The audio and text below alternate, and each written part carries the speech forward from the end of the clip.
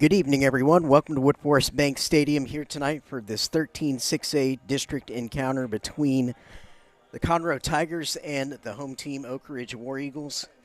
Got a very important game on tap for you here tonight. I'm Jeremy McGrail, joined here tonight by Sam Ulrich.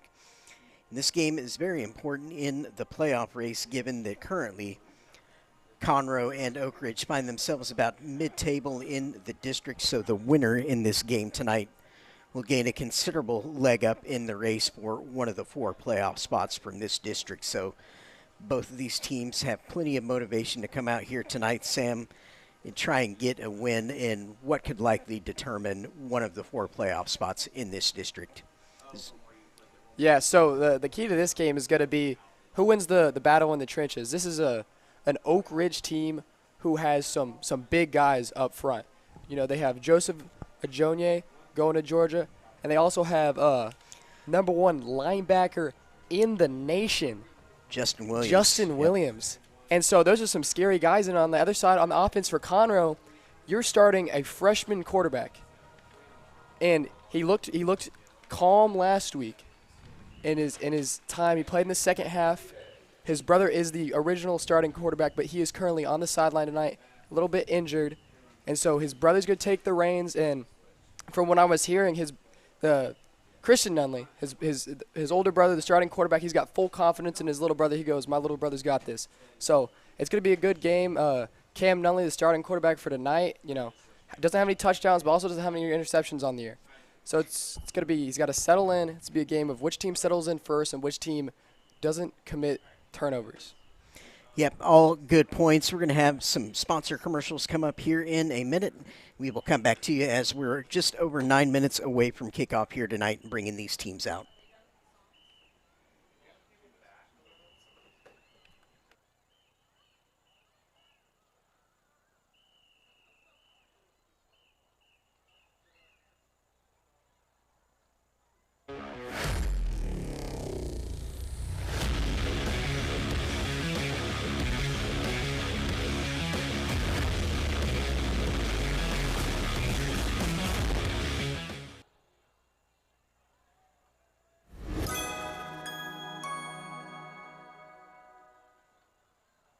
For over 40 years, Woodforest National Bank has proudly supported the youth and schools of this great community. Our bank has grown through the years, and Montgomery County is our home. With over 30 convenient branch locations right here in Montgomery County, we are your community bank. Next time you're in the area, stop by and say hi. But for now, sit back and enjoy the game.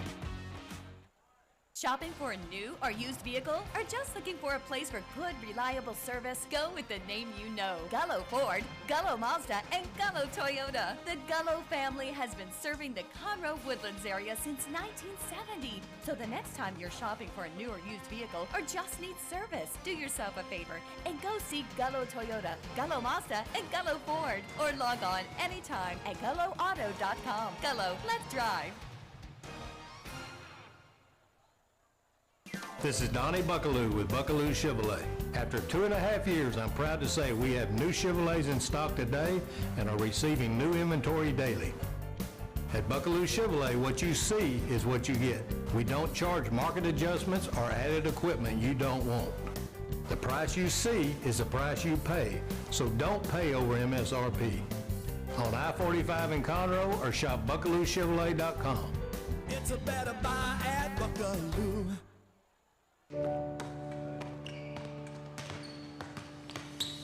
It's not enough to be the leader in robotic-assisted procedures if we're not by your side for every step of your recovery, guiding you back to what makes you, you. Because it's not enough to replace your knee if we're not getting you to the moments that can't be replaced. Memorial Hermann, advancing health, personalizing care. You've got a lot going on, so how do you find time to take care of you? At Houston Methodist, we work around your busy life.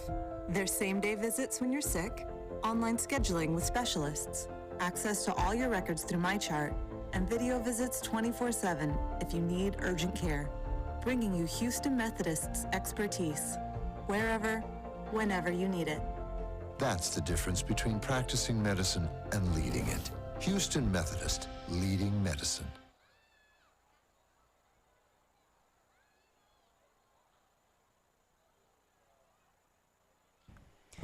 Welcome, everyone, back to Wood Forest Bank Stadium. Again, here tonight for our 13-6A district encounter here at the lovely Wood Forest Bank Stadium in Shenandoah. Once again, I'm Jeremy McGrail, joined here tonight on the broadcast by Sam Ulrich. We were together last week for that game that the Woodlands and Conroe played against one another up at Moorhead in that storm-delayed week of games we had last week. Had a few more storms around the area this week, but they're staying clear of the stadiums, thank goodness, so far here tonight, so we don't have those same delays that we did a week ago. And as noted, for that action last week, you had Willis beating Grand Oaks by a score of 62-13, Caney Creek 41-7 over Cleveland, the Woodlands 55-2 over Conroe in that game that Sam and I had last week. Then you also had Oak Ridge picking up a huge win over New Caney at New Caney, 41-14, a game that has really helped position Oak Ridge coming into this game here tonight in terms of their standing in the playoff race. However, the Conroe Tigers here, Sam, can play a big-time spoiler role if they're able to come out here tonight and secure a huge win here at Wood Forest Stadium against this War Eagle team. Not going to be an easy task given some of the challenges that this Tiger football team's had to deal with. You hinted at one of those such challenges in that Christian Nunley sidelined in addition to Jermico Green, the regular starting running back as well. So the team hit with some adversity early on, but it's a great thing about football is you come out here under the lights during the games, a clean slate all week to work during practice to try and find solutions, which is such a big part of what we see in high school football. Just teams working on finding those solutions, doing all that unglamorous work behind the scenes in practice, trying to correct mistakes and find ways to get that 1% better each day. Right now, Sam, we got both teams out under the inflatables ready to come out here and get us started here tonight. We'll run out, then we'll line up for the national anthem. Step away momentarily for that, and as always, as the Conroe Tigers are walking out here tonight. And Sam, talked about that game you and I called last week against the Woodlands. What are you looking for from the Tiger perspective here tonight as a response to that? Absolutely. It's going to be able to, can you control the run game? I mean, this is an Oak Ridge team who has the two leading rushers in the district on the same team. It's ridiculous to think about that. They just run the ball.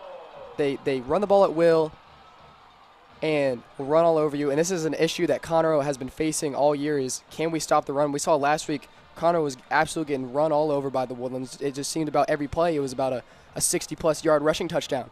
And so it's how are they going to be able to fix this going into it's kind of a short week since they played on Friday, Thursday. You lose that extra day of film and then prep work.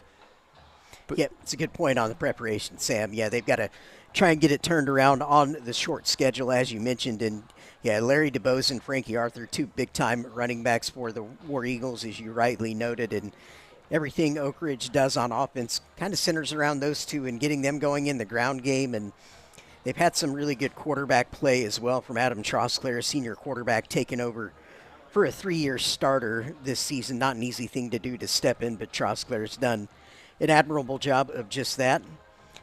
Again, we have both teams on the field here, about to line up for the national anthem, which, of course, we will step away momentarily for that and then come back to you for the opening coin toss before we get into this really pivotal district encounter. Again, one of the playoff spots in the district is well and truly in play here tonight. Oak Ridge can gain a huge advantage for one of the 4 playoff spots if they can secure this win on the heels of that New Caney win last week, whereas the Conroe Tigers can put themselves firmly back into the race if they can come out here tonight and get the job done.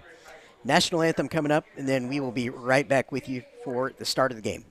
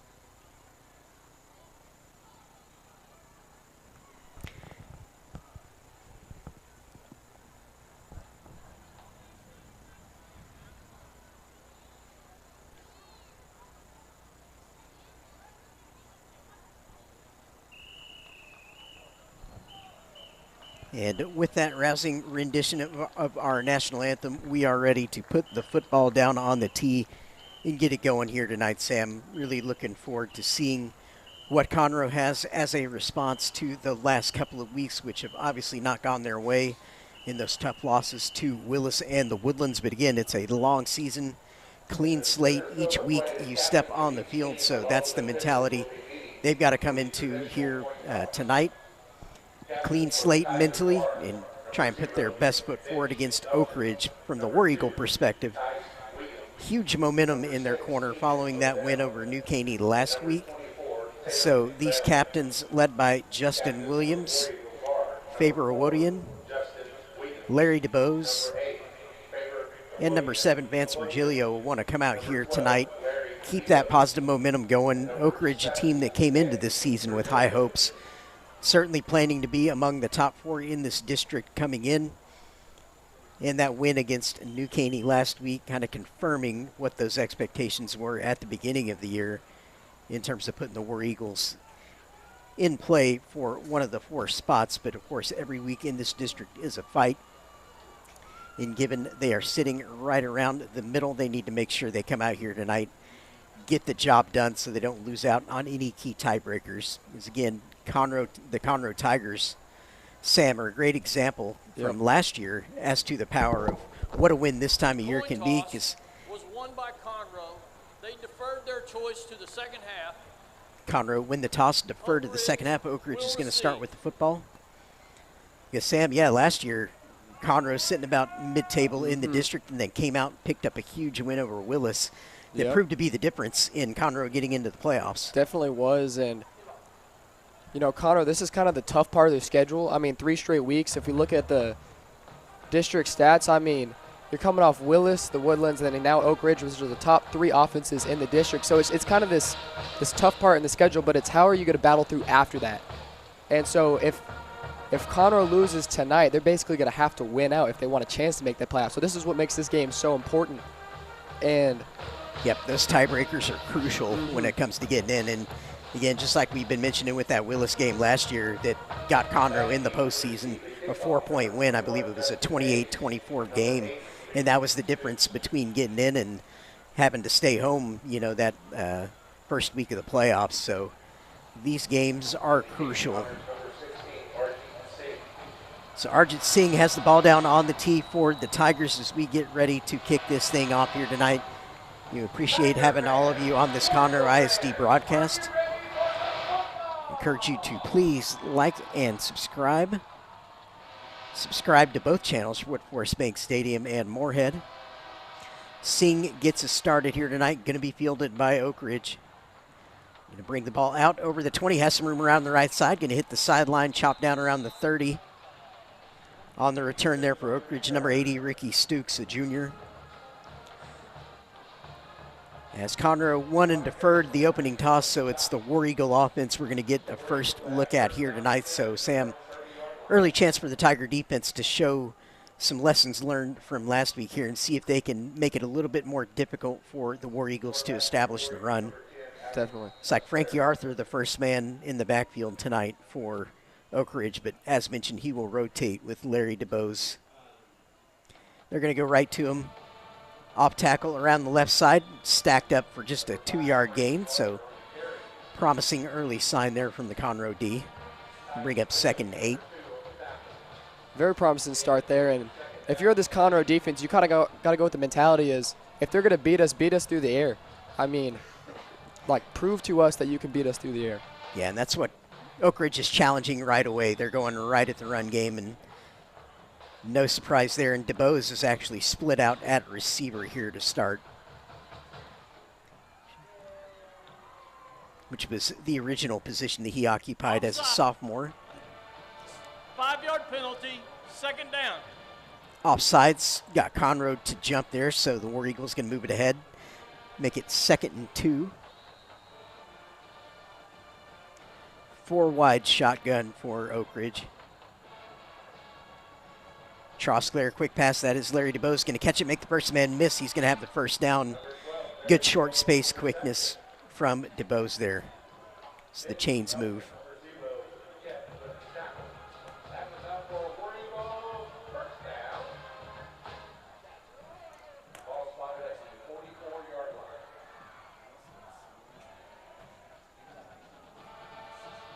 Oak Ridge going to split the backfield now. DeBose and Arthur together. I was wondering when we might see this wrinkle from them. And here it is. DeBose looking for space.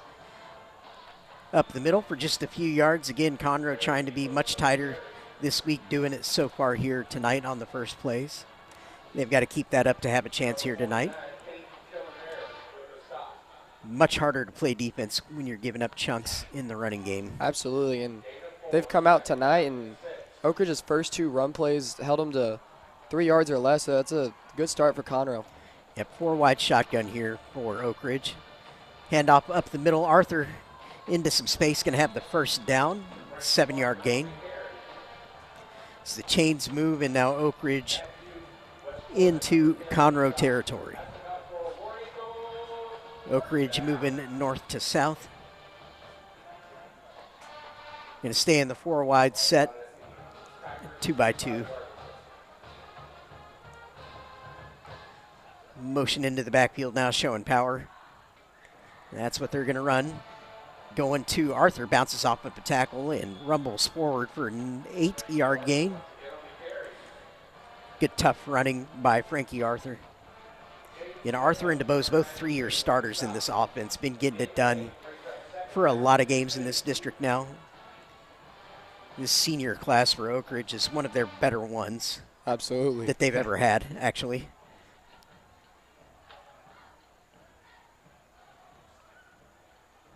Troskler going to go right back to Arthur, but Conroe is up for the challenge. They're going to stop him short of the first down, bring up a 3rd and short. Yeah, right there for Oak Ridge, trying to go with a little counter concept there, but Conroe there to blow it up and bring up a big 3rd and short here. Yep, give yourselves a chance to make a play. Oak Ridge trying to move quick. Yep. Lots of movement. We have whistles. See whose fault it is. Always the finger pointing going both directions.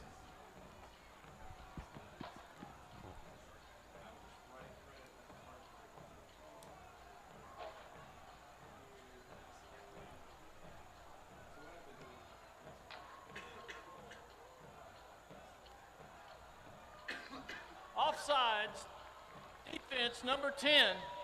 5-yard penalty. That will result first down. Big offsides penalty. That's the second one on this drive that Oak Ridge has been able to force with a hard count, getting Conroe to jump, and this one generates a first down.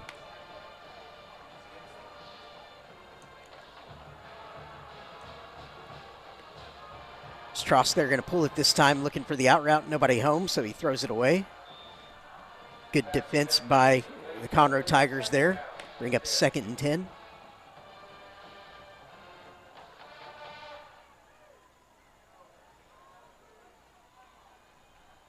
Got to see this Oak Ridge team play one other time this season against Stratford. It was a high-scoring game that Oak Ridge eventually won by about 10 points, I believe. 4 wide shotgun here for the War Eagles. Quick throw out to DeBose. Ball on the turf. Who's going to come up with it? Looks like Oak Ridge fell back on it. They're just going to call it incomplete. Yeah. Conroe actually had a man get up with the ball there, so had they ruled it a fumble, it would have been Tiger ball. But nevertheless, 3rd and 10 here, Sam.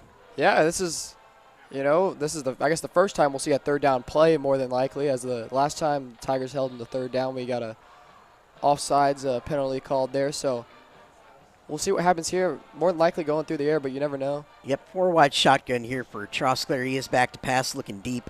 Going to throw up the far sideline, looking for his tall sophomore receiver. Defender was in position. There's Devondre McGee. That's the TCU commit. And teams rarely throw to that side of the field whenever he's guarding. You can see why there, just had blanket coverage. Yeah, draped.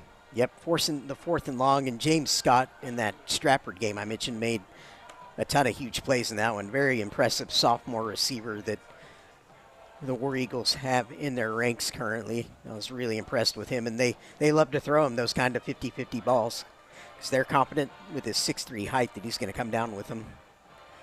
Same formation, now motion out, empty backfield. They're going to throw a screen underneath, but picked off by Conroe.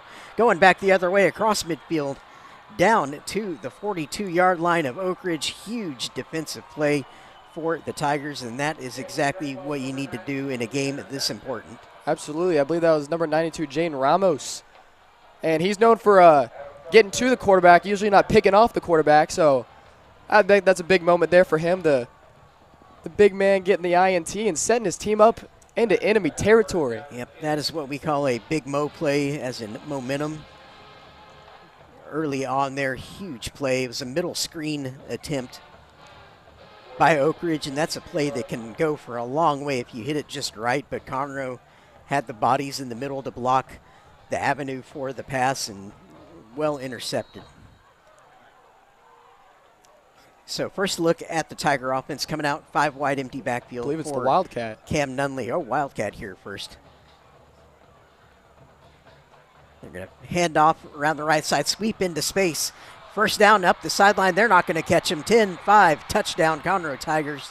How do you like that for a start? Nigel Leday getting it done from the Wildcat. As you well noted there, that was Nick Medina, I believe, in the Wildcat quarterback position. Coming out with some different concepts to start off the game, and looks like it's working. Yeah, Leday just hitting the burner up the sideline there, and they weren't going to catch him as soon as he hit that top speed. And Arjit Singh coming out for the PAT for the Tigers.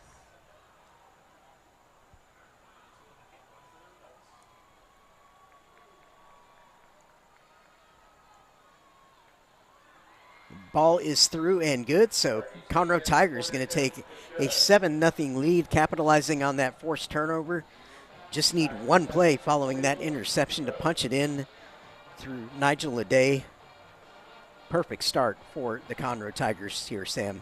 Absolutely, and nice little play concept. And I guess this Oak Ridge team, you really don't want to try to run it up the middle. I guess that D line is, you want to really try to hit the sidelines, outrun. And it was a great play concept. You know, you got Wildcat in there. You think, you know, Nick Medina is going to try to run it up the middle, but when he hands it off on a little jet sweep to Leday there, it just really opened up the field there.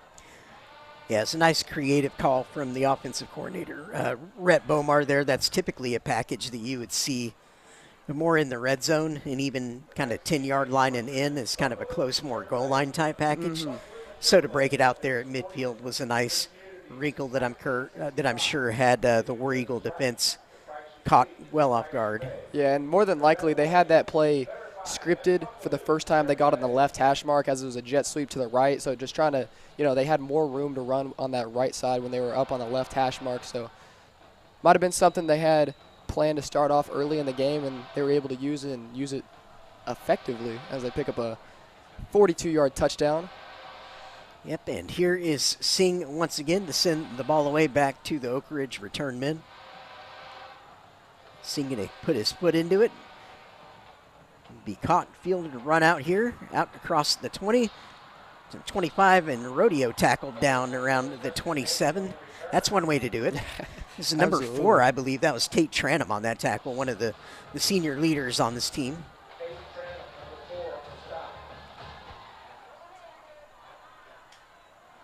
Wonder if he does actual rodeo at all with that kind of tackle. I know. He's just making sure the guy didn't escape his grasp there. Yeah.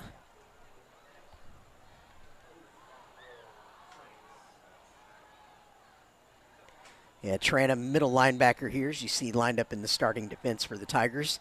Oak Ridge coming out 3 wide, showing the power look in the backfield. Trosk there pulled it and tried to throw the bubble out. Incomplete, just sailed it.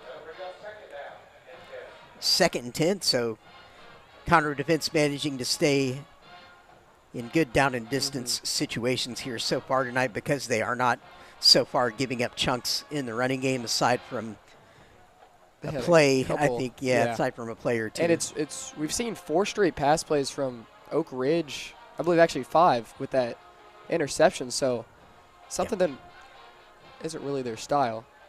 Yep, split back's going to hand it off up the middle into a little bit of space there. Going to pick up about 5 or 6 yards to bring up a 3rd and manageable.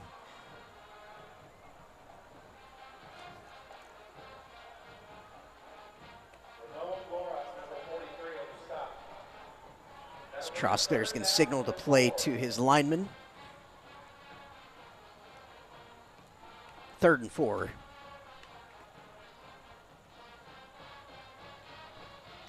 Going to go up the middle. First man miss into space. That's a really nice run. Still going out across the 50. Great run by number 21 for Oak Ridge into the game now. Third running back, Justin Hayes, a junior. Very good run by Hayes to keep his balance, to get over midfield, pick up the first down easily.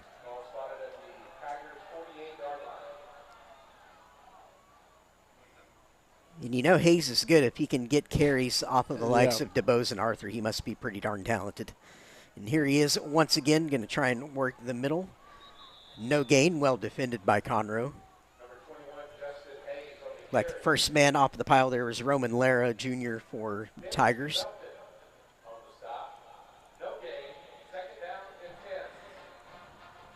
.658 and counting here in the first quarter tonight. Conroe Tigers still leading 7-0. 3 wide again, staying in their base kind of power set. Going to look back to Scott. Again, that matchup we're going to be watching a lot here tonight, Sam, I believe, when you've got the D1 prospect in McGee up against the hotshot sophomore James Scott. Absolutely. And McGee's winning so far. Yeah, this is really the first time we've seen any team try to test McGee. But I like it, you know. Yep, and it looks like McGee is going to stay to his side of the field and not necessarily follow Scott around. Split backs gun, 3rd and 10. Looking over the middle, going to be incomplete. Flag does come in. Ball was not really close to being complete, however. Defensive pass interference. Number a 5th penalty. First down. So penalties not a friend of the Conroe Tigers here early in this game. They allowed the first down on Oak Ridge's first possession through an offsides penalty, and then there, instead of getting off the field on that 3rd and 10, you have a PI that generates a first down for the War Eagles. But this is the spot where Conroe generated an interception last time. 4 wide trips to the top. Strauss, they're going to hand it off around the right side. Here goes Hayes. 15 out of bounds. Running well so far tonight is the junior Justin Hayes. Runs out of bounds, 6:34 on the first quarter clock.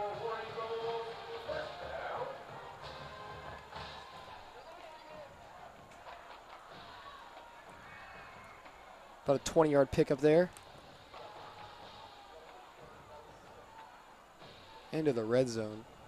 Yep, red area here for the War Eagles. Trosker's going to hand it to Arthur this time. Arthur loves to try and bounce it out, but Conroe does not let him. They're going to get him for a 2-yard loss. Arthur is just, over his entire career, proven to be so dangerous when he gets the edge. And more times than not, he's going to get there. So the trick defensively is penetrating, getting to him before he can put his foot in the ground. 4 wide, 2x2 set here for Troskler, 2nd and 12. Right back to Arthur, and again, he's going to be stacked up, just a couple of yard gain there, so another 3rd and long opportunity here for the Tiger defense. If you're a defense, it's okay to bend as long as you don't break and give up the touchdowns. And if Oak Ridge picks up enough yards here, they might want to think about going for it on 4th down. I know, you know, you want to put up points on the board, but if you don't get it, you still have Conroe pushed way back into their own territory. Yep, Troskler going to fake it. Looking for James Scott, completes it to him, but let's see where they mark him down, about the 10, so just gains a chunk of yards. Going to bring up a 4th down, and looks like field goal unit is going to come out here.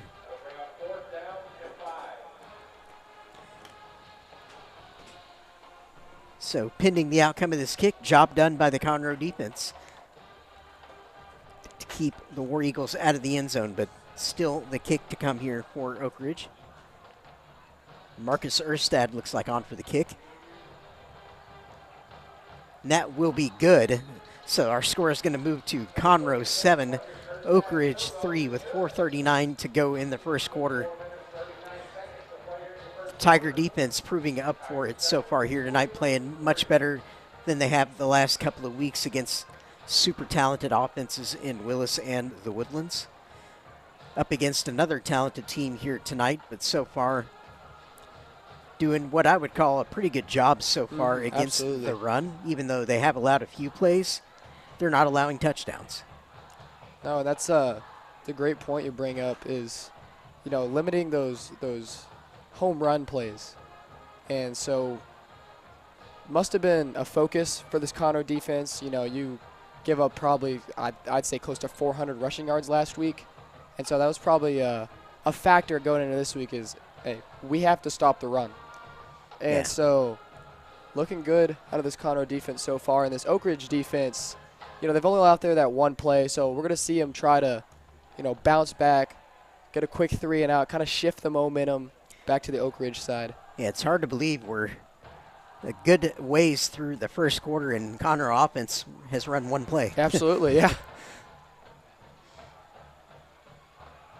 We have yet to see the freshman quarterback Cam Nunley come out onto the field because, of course, as we mentioned, when Conroe scored their one touchdown, they were in a Wildcat. Nigel Leday scoring that touchdown in impressive fashion. Looks like Oak Ridge shaping up for a pooch here. We'll do kind of a longer pooch, but it's going to be returned by Conroe. A little bit of a seam. Going to cross the 40, turn it inside to the 50. Flag comes in late, too. Let's see if this helps even further. It's Tatum Bell there on the reception, able to pick up a good chunk of yards after the little pooch kick. So yeah, and they could get even more help here if we have a face mask potentially, but we'll see if it's that or a hold.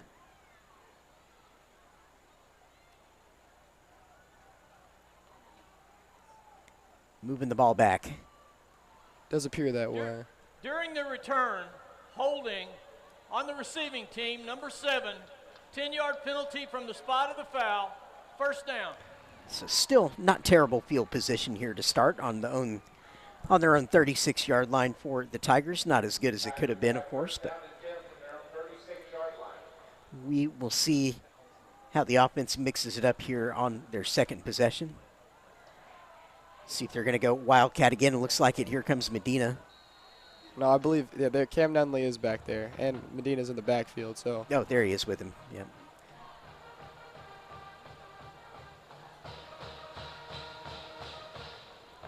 Fake the jet sweep and throw another nicely designed play around the right side to Medina. Love the design on that one. Have the jet coming across one way and then throw the screen out the other direction. Really tough play for a defense to stay on top of and prevent from turning the corner.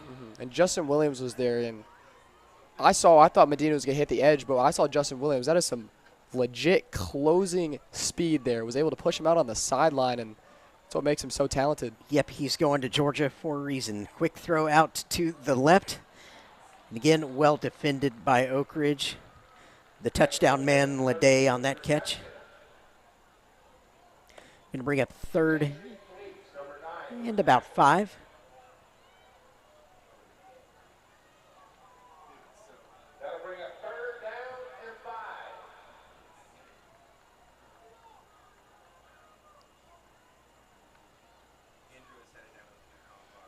When Nunley got into that game last week, Sam, we talked about how calm he looked. And he came out and he was able to make some plays throwing the football and just showed a good level of composure for such a young guy. Here he is rolling to his right a little. Quick throw out, completed. Very good play to make the first man miss. First down, Tigers. Yeah, and the ability, Champagne on the catch. Yeah. The ability to roll out right there, and that's a tough throw because he's left-handed, and usually that's a kind of a cross-body throw when you roll out right, and puts it right on the money too. Yep, and especially against Oak Ridge, you have to consider their length at the defensive end positions. I believe both of their ends go something like 6'3", 6'4" apiece. So yeah, absolutely not easy, guys, to try and throw that kind of ball over. 1st and 10 into plus territory, and back to pass. Going to throw a screen, just misses his intended target, Leday.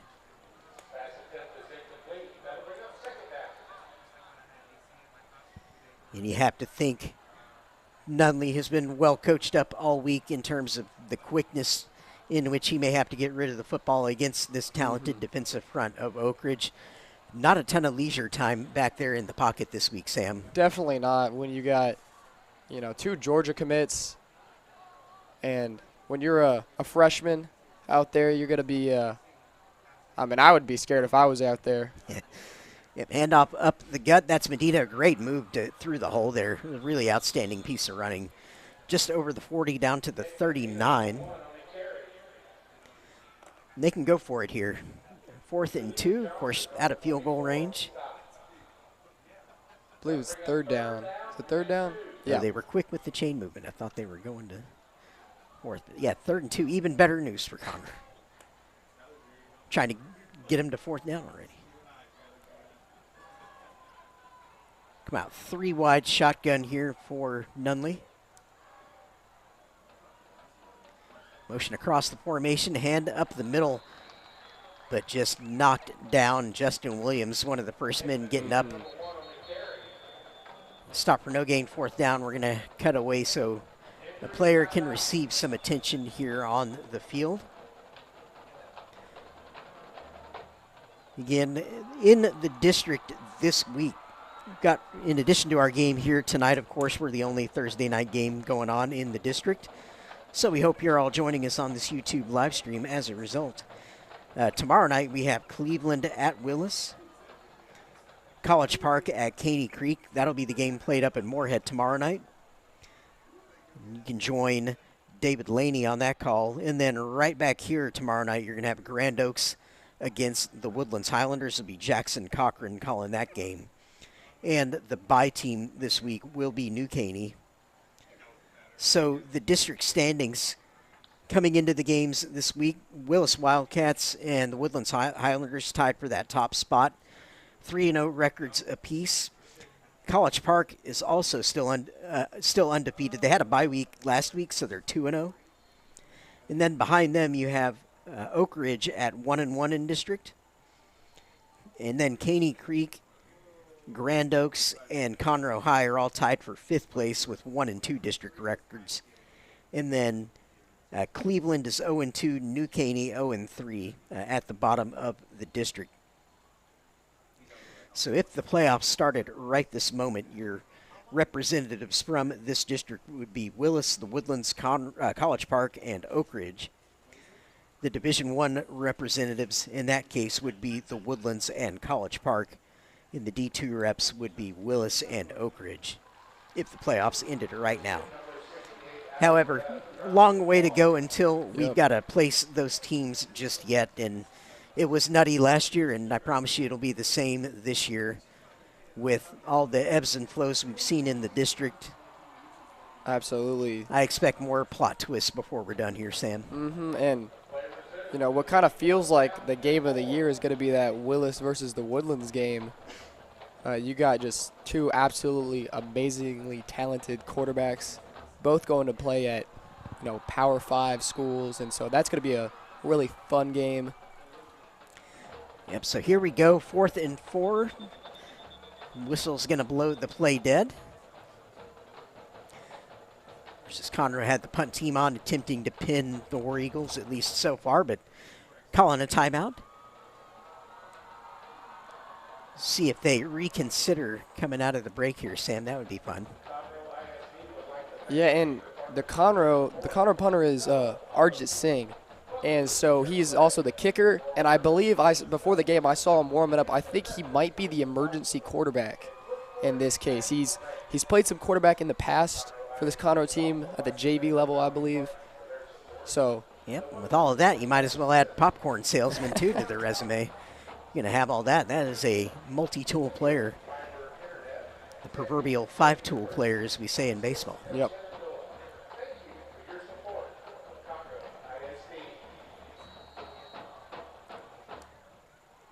So let's see if we have any shenanigans here. Doesn't look like it. Singh going to get it away. Going to be fair caught. Ooh, Conroe in position, but the ball was just coming in a little too hot for the down. We called those coffin corners on the goal sheet when you can down the ball inside the 10-yard line. It's one of the special teams awards that we had as a team.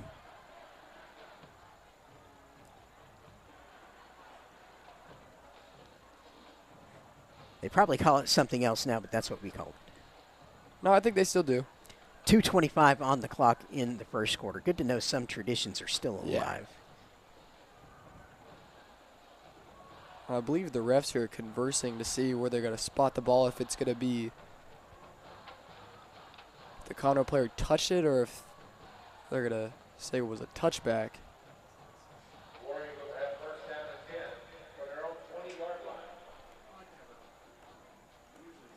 Nope, looks like they're going to keep it. Yep. Well, looks like a little further conferencing happening.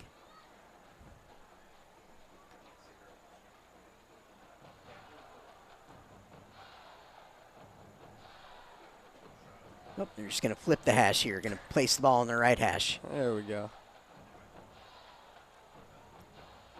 2:25 to go in the first quarter for anyone just joining us. Conroe Tigers leading 7-3 so far here tonight. Split back shotgun here to start this drive for Oak Ridge. Going to be a handoff around the left side space up the middle. DeBose making the man miss. Going to cross the 40 out to the 45, close to midfield before being ushered out of bounds. And that's a little bit similar to what we saw last week in terms of the running back just getting into that space and bouncing it. Looked a little bit like Aiden Self did for the Woodlands last week. Absolutely. And DeBose has that short space quickness to get into those lanes and use his speed. 3 wide power shotgun look here now. Going to hand it Arthur's turn now up the middle, getting good push. About 5-6 yard gain. I would imagine, given the early deficit, that the Oak Ridge coaching staff has probably challenged their players just a little bit on the sidelines, maybe a lot, to impose themselves physically. Usually a go-to move of a coaching staff when you're trailing early in the game. Try and get people to be more physical. Handoff around the right side. Arthur going to bounce the first tackle. Get to the 45. That's really well strung out by the Conroe defense to not let him get that corner, because once he does get the corner, it's usually a touchdown. Bring up third down opportunity once again for the Tigers. Had Oak Ridge in quite a few third downs here so far tonight. An issue on these downs so far has been penalties. So they're going to want to avoid any of that here, especially jumping off sides. Don't want to hand them the first down. 4 wide. Handoff Arthur. He's going to carry the tackler inside the 40. First down by a few yards.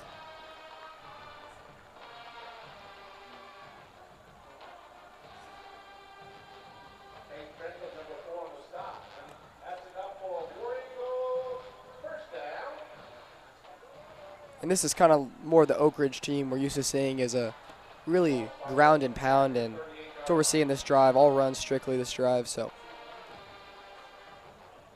just cross there, back to pass, looking up the sideline for Scott. Has him, but just thrown out of reach and out of bounds. And once again on the coverage, that man, Devondre McGee. Yeah, Oak Ridge trying to take a big shot here to kind of flip the momentum of this game and give them the lead, but just a tad overthrown. Yep, and the objective pretty clear and simple on a play like that. It's what we call a touchdown route, just making an outside move and trying to get separation, running straight down the field basically. DeBose around the left side gets into a seam, going to carry across the first down marker inside the 30 down to the 28. That should move the chains.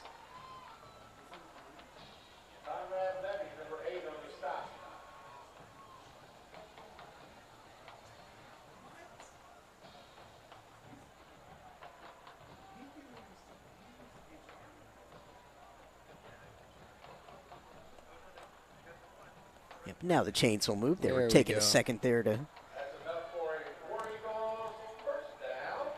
Oak Ridge moving fast here. Trosclair, quick bubble out. DeBose again in space. Inside move down to the 10, to the 5 before he's brought down. It's just so dangerous. It's like the first man has such a difficult time trying to bring DeBose down. Yeah, and on that wide receiver screen, James Scott, the receiver there, had a powerful block and was able to clear up some space there for DeBose. Yeah, good observation there. Those are the efforts that make those plays work. Up the middle, Hayes going to muscle forward, touchdown Oak Ridge. He's going to get across. Justin Hayes. 3 running backs involved for Oak Ridge, and Hayes playing well so far tonight, running tough. Going to punch across the first touchdown for Oak Ridge. Going to give them their first lead of the night with 6 seconds to go in the first quarter. 9-7 on the scoreboard pending our PAT here.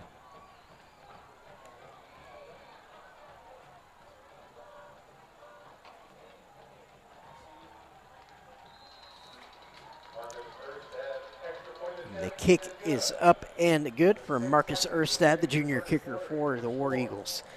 10-7 Oak Ridge now. Great first quarter of action so far here tonight. I hope the whole game is as good as this first quarter has been. Absolutely. This is as competitive as you would hope it to be in a game that carries so much importance for both of these teams, because the behind-the-scenes work that you put in that goes into these football seasons is just immense on the part of the players and coaches. And it's like you come in, you have your goals, and, of course, winning district and making the playoffs are at the top of that goal sheet. And it's like everything these guys are doing, all the effort they're putting in behind the scenes, all the unglamorous stuff. Because if you've ever been involved in football in particular, really any team sport, you know that detailed work that it takes to really become a team and try and do something great like get into the state playoffs. A lot of really hard work goes into that. A lot of reps doing the same thing over and over again. Easy to get tired of doing it or want to take days off, not wanting to do that work, but you can't do that if you're going to have any great aspirations. Here's the pooch kick from Oak Ridge. Well defended there, brought him down at the 30. Good first contact there by Oak Ridge on that kick coverage. Number 22, Joseph Wilson, on that tackle for the War Eagles. Well done on the coverage.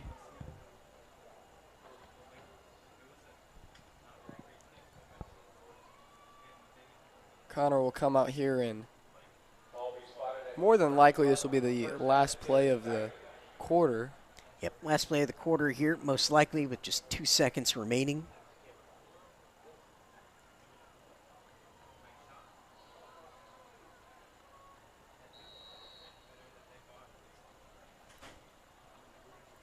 Three wide shotgun, jet motion across. Now power sweep to Medina, stacked up, no gain. It's the big boys up front. For Oak Ridge getting it done there is Terrence Wofford, a junior, one of the first to contact there, along with Justin Williams. First quarter is going to be over. Oak Ridge leading 10-7. As we flip ends of the field and come back to you for a 2nd and 10 play for Conroe. And Sam, I would think that a big objective for Conroe on offense is going to stay with the motion that they've shown so far with those jet motions, just trying to get this Oak Ridge front looking off in different directions, try and throw off their pursuit a little bit and give the young quarterback Cam Nunley some quick throws to make sure that he's not having to hang on to the ball for longer than they want him to hang on to it against these guys. Because when I watched that game against Stratford, when I called that game against Stratford rather, they were a spread passing team, and they came out, had a lot of success early, but as soon as Oak Ridge dialed into what they were doing, they pinned their ears back, and it was breathtaking at times the way they were able to get in hits on that Stratford quarterback. So you would assume that the Conroe staff watched that film as part of their preparation, and they'll come out here tonight knowing that in the pass game, they've got to keep it quick. Yeah, those quick passes really are going to boost Cam's his confidence and really settle him into this game and, keep those quick, short passes, get to the edge, try to, spread out the Oak Ridge defense. I noticed on that last play, just the middle is just so clogged. Medina was trying to find a hole to run through, and we're just. Yeah, back to pass for Nunley here. Tight shotgun formation. No one in the area where the throw went. Maybe some confusion on the routes there. 3rd and 10 upcoming. Looked like it. Fortunate to not have a turnover there. Like maybe he was expecting someone to sit down in that slot area, but no one was available for it. Going to stay in the 4 wide set here, 2x2. Motion out of the backfield now empty. Quick screen out to Leday, but Oak Ridge all over it. Good first contact there on the tackle. JaKendry Fleeks on that tackle.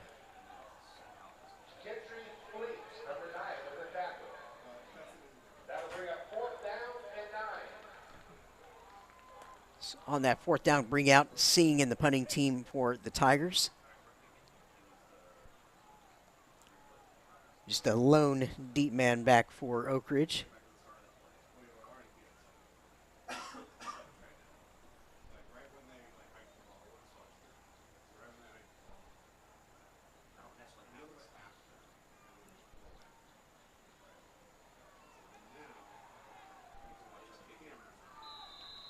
It's a very good catch by the return man there. That's why he's back there. Gabe Camarillo, number 81, senior.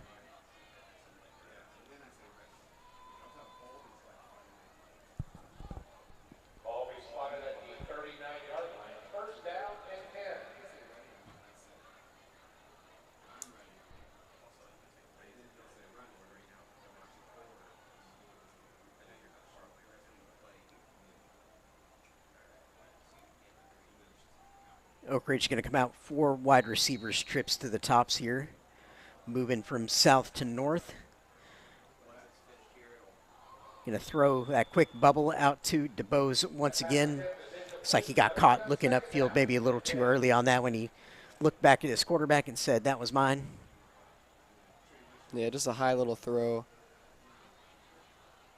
Conroe was kind of had some cushion there to their defense, especially with trips up at the top.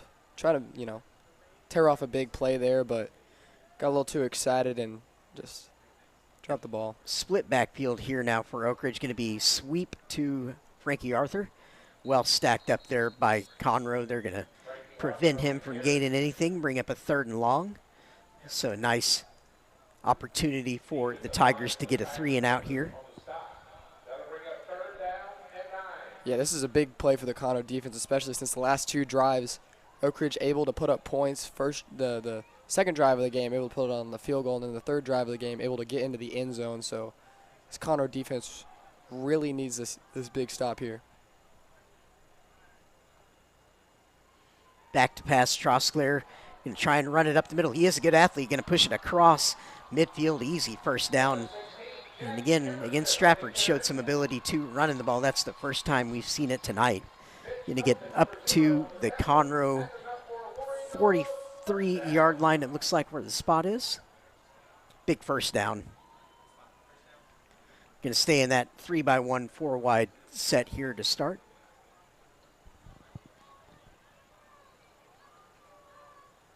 Move quick, handoff up the middle, but again, middle of the Conroe defense up for the challenge, bringing Arthur down right away.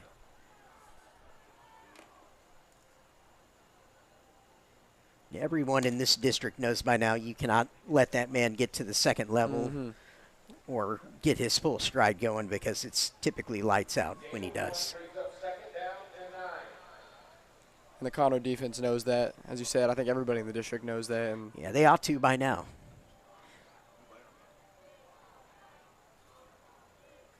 Here is DeBose on the sweep. Going to be well defended again by the Tigers. Bring up a 3rd and long. 3rd and 9. So the same situation we were in a moment ago when Trosclair converted with his legs. 9-10 and counting until half. Oak Ridge maintaining 10-7 lead on the scoreboard, trying to add more here, but a third down.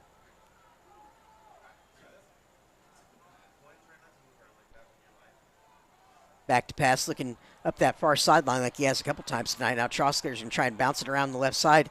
Conroe pursuit coming, spin move by Trosclair. What an effort to try and get the first down. He is right on it. Close. It looks like he's got it. If it's a, yeah, he's going to have the yard line. They might have to bring out the. They spotted it a little short there, actually. Might have to bring See out if the nose of the ball has it. Yeah, may need a measurement.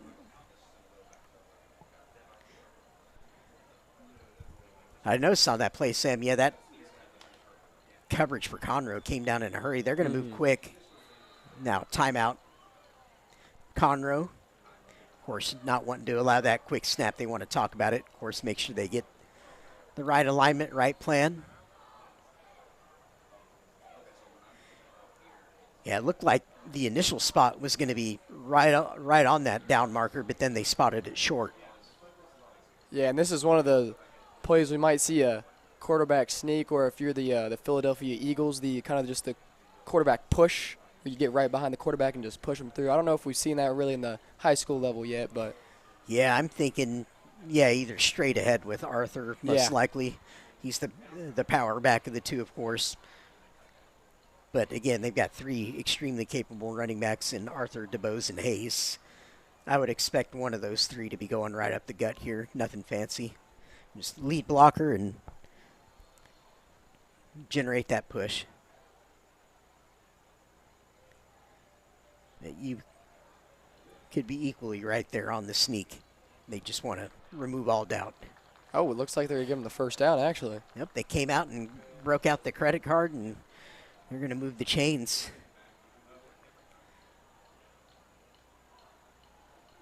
So for all that short yardage talk here, not needed anymore. Going to be 1st and 10, 8:28 until half. Come out 4 wide set here for the War Eagles, and Trosclair back in the gun.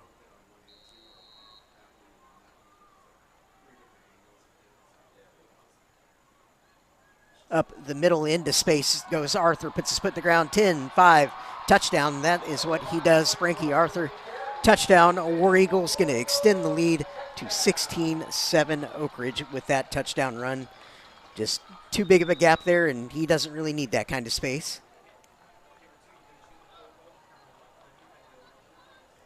Yep, and I think the Oak Ridge coaching staff has figured out what to do, and that is to absolutely just keep the ball on the ground. And, you know, after their first pass play of the drive, just 6 straight runs to get it into the end zone. Yeah, it's a big part of playing effective offense is staying committed to what you do as a base and what you know you want to establish against everyone.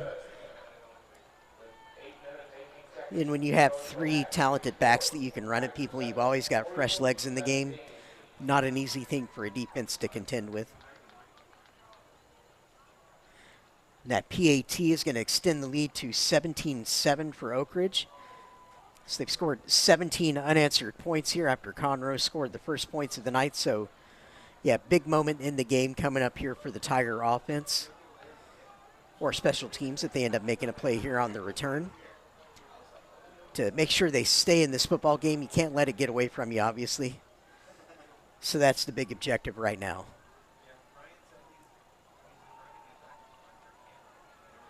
Again, knowing you get the ball first out of halftime, you want to make sure you keep this within reach here right now.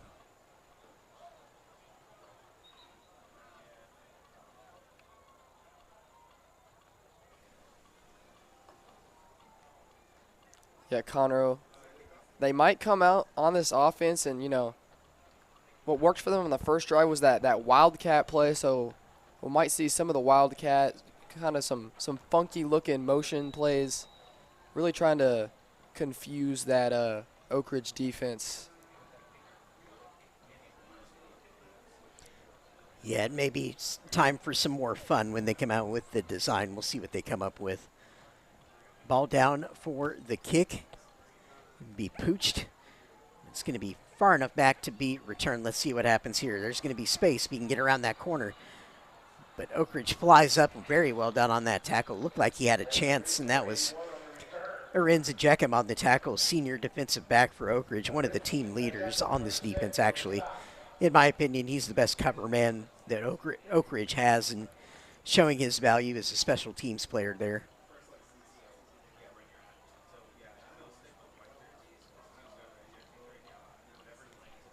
Jeckham, 2-year letter on this defense.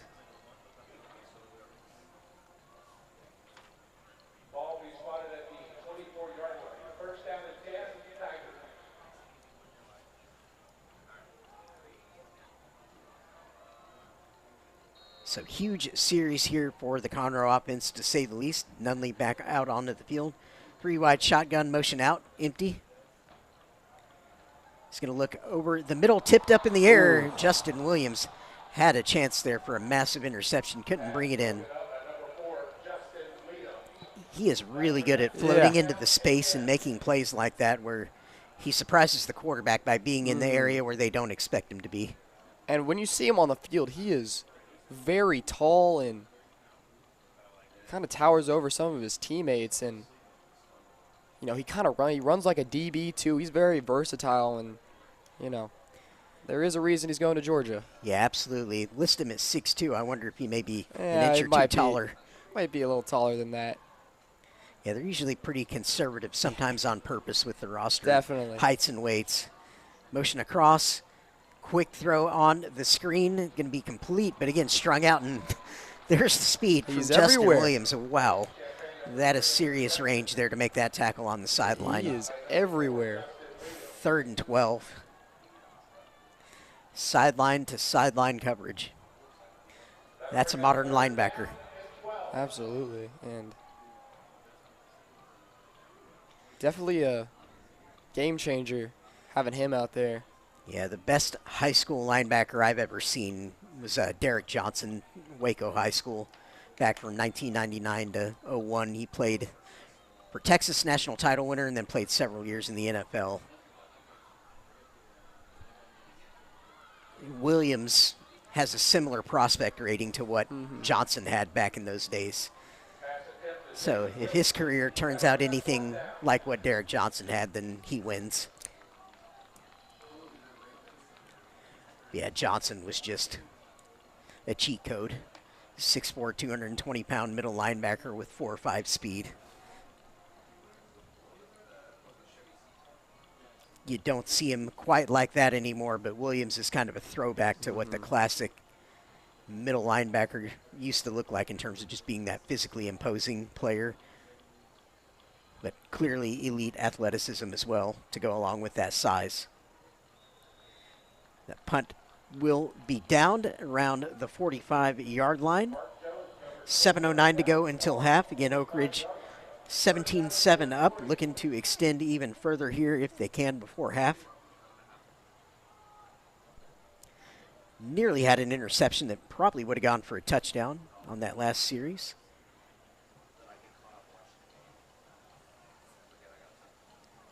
Looks like in the backfield here is going to be Justin Hayes again for the War Eagles coming out. Like DeBose with him as well. Could be going to be a split backfield. 2 receivers with the H-back power look. That's exactly where they're going. Hayes, very good tackle by the Tiger defense. Yeah, Mark Jones, number 21, junior DB, on a great hit there for the Tigers. 2nd and 10.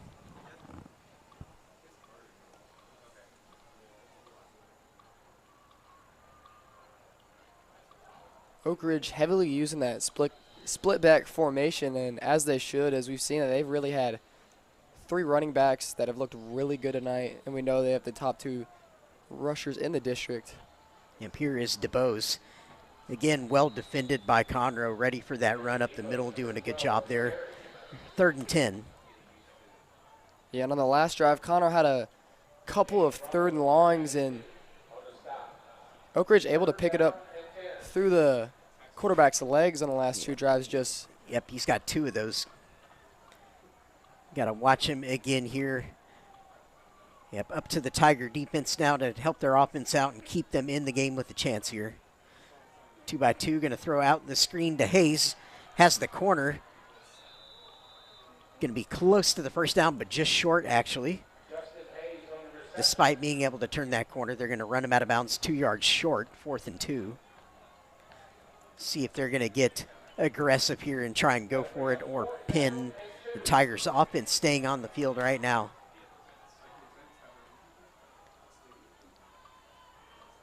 See if they stick with it. Nope, Oh. there's movement. It might have been just trying to draw them off sides, and I think They've done it twice. Let's see if what this they is call. number 3. It is. Wow. Offsides on the defense, number 43, 5-yard penalty. The result of the play is a first down. Yep, just your classic hard counting there from Trosclair, the quarterback, and dipped his head to emphasize his cadence and getting him to jump.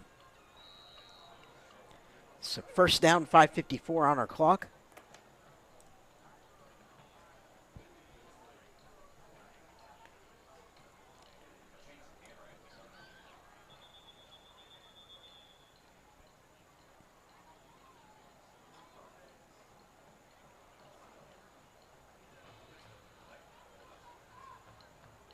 Conroe right now showing a very aggressive run defense with basically 9 guys in the box. Just a single high safety. Everybody else is up.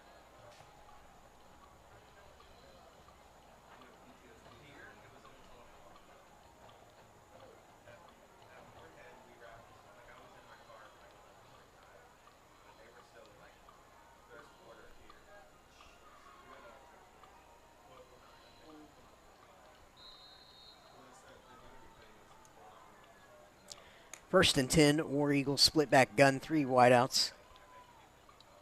DeBose motioning out of the backfield, see if they hit him quick. Nope, they're going to go up the sideline, just out of the reach of the intended receiver. It's the punt returner there, Gabe Camarillo, senior wide receiver, the intended man. Trying to catch Conroe off guard, but well covered, well defended, where the DB kept himself between the receiver and the ball, which is where you want to be. And that's the Oak Ridge identity there, is ground and pound and then try to catch him off guard with a deep ball over the top. And we've seen that numerous times today. Yeah, lots of sideline shots. Up the gut into space. There goes Hayes, going to put his foot in the ground. 10-5, touchdown, Oak Ridge. Number 21, second time in the end zone for Justin Hayes, the junior running back. Oak Ridge stretching the lead now, 23-7. Huge touchdown there to extend the lead. 5:42 to go until half.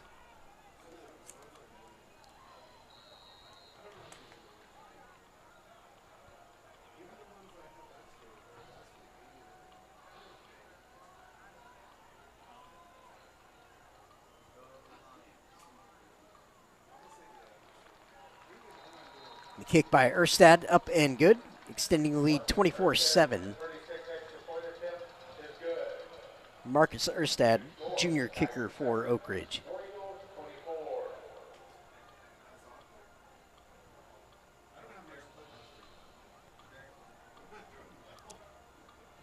Massive drive coming up for Conroe here.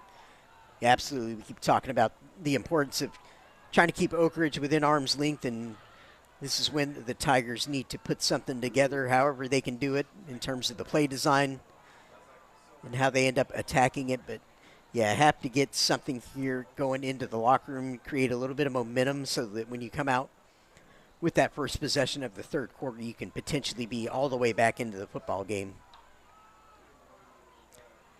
Like 2 deep return men coming out here for Conroe. See if they can help themselves out here with a strong kick return. Both teams having chances here tonight to return kicks. So Erstad gets the tee down ball on it. Again, 5:42 to go until half, timeout wise. Conroe's got 2 left, and Oak Ridge has all 3 remaining.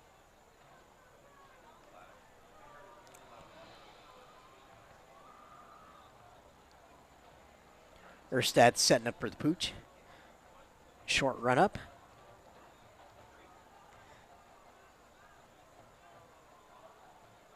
caught returnable. Trying to find the right side, but again, Oak Ridge up for the challenge. And they'll bring Rashad Salih down there.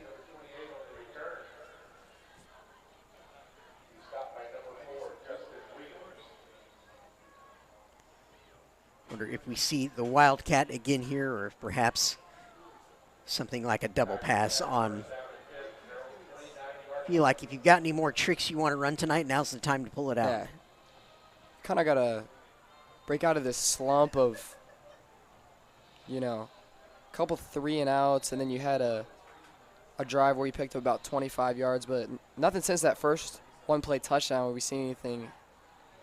Yep, just a run here with Medina around the left side. Good job finding the space. Good, powerful run there from Medina. 6-yard gain. 7-yard gain, rather.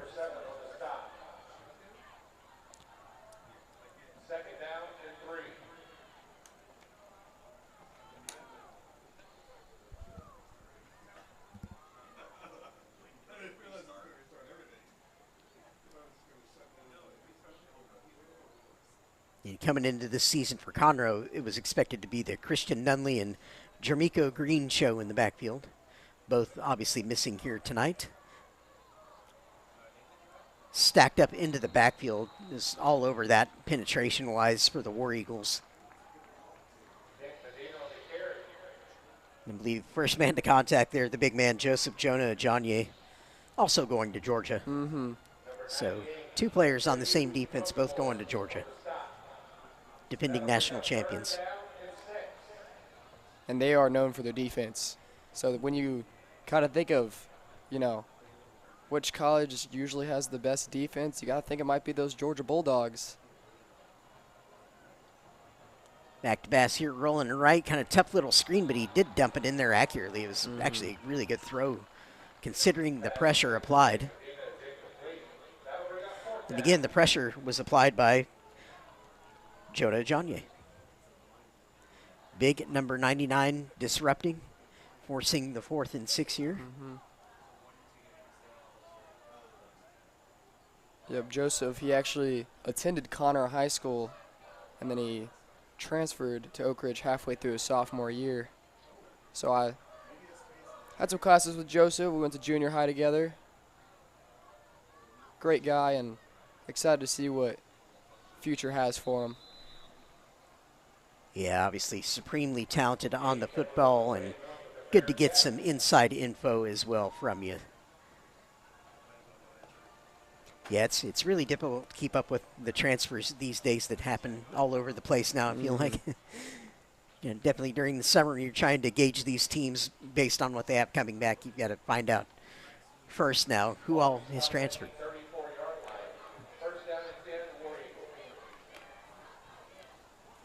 And here comes Oak Ridge offense back out onto the field.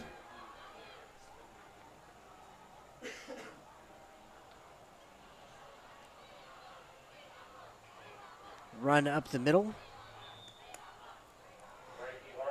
Lead quarterback in the game, Jack Emerson, a junior for Oak Ridge, number 16.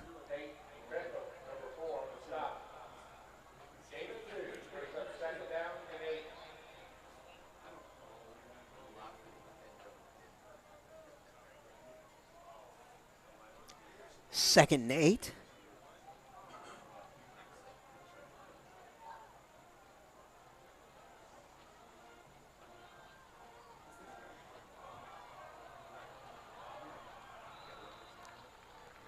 Emerson on the keeper there, again, trying to spin off the tackles.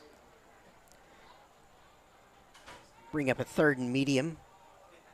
Good run.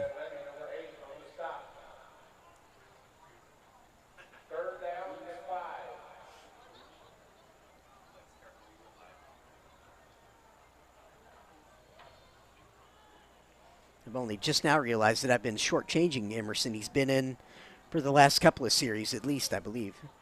You might be right. Didn't catch it when he first came in, just because from this distance, the 6 and the 0 look a little bit similar.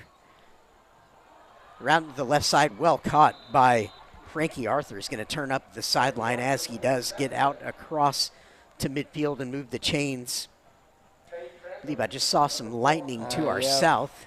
I think I did too, so. I'm pretty sure that's what that was.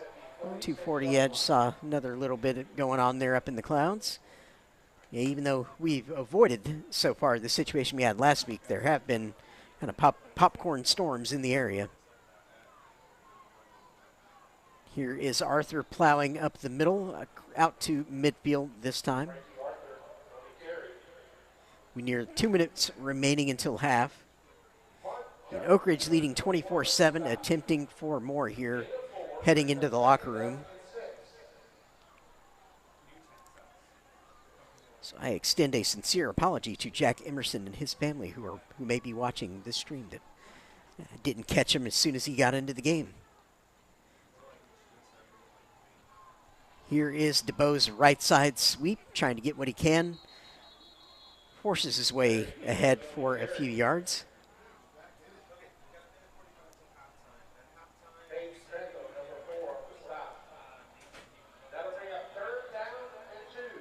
And Oak Ridge has been quite effective on really any third down, third and short, third and medium, third and long. They've just been able to find a way to pick up the first down, and that's what's, led them to be so successful in this first half. Yep, staying calm with the approach in the running game. They're not trying to do anything crazy, just sticking with the strength of their talent.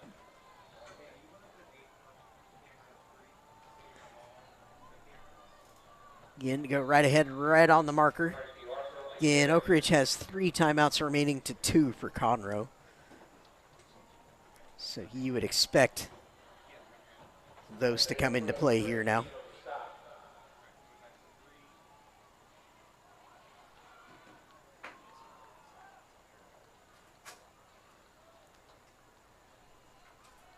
And looks very close to the line to gain, and I believe that's Coach Hardman very animate about where they have the ball, and he thinks clearly it's short by a little.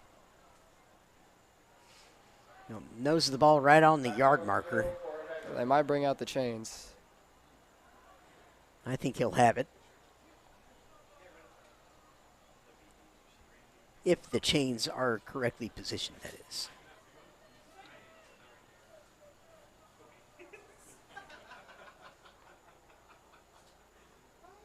The chains, it's quite an interesting system. Just when it comes up a couple inches, when you're running out from the sideline, somebody might shift a little bit.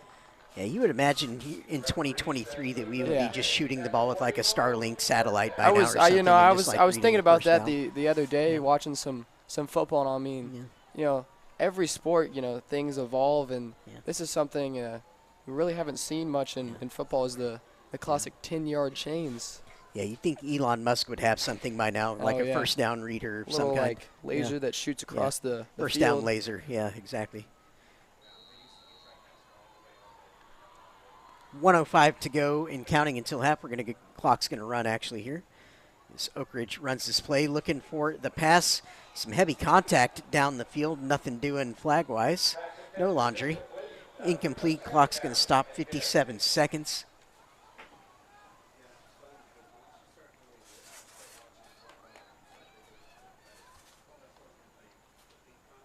And if you're Oak Ridge, you can really take your time here. You still have all 3 of your timeouts. You got a whole minute. Try to get down the field and just try to put up points before halftime to extend your lead. Yep, 2x2 shotgun here, 4 wide. Emerson back to pass, completed. Nice throw. That's Camarillo. He's going to be forced out of bounds there. So preserves the timeout, I think. Looks like they did give him the out of bounds. Mm-hmm.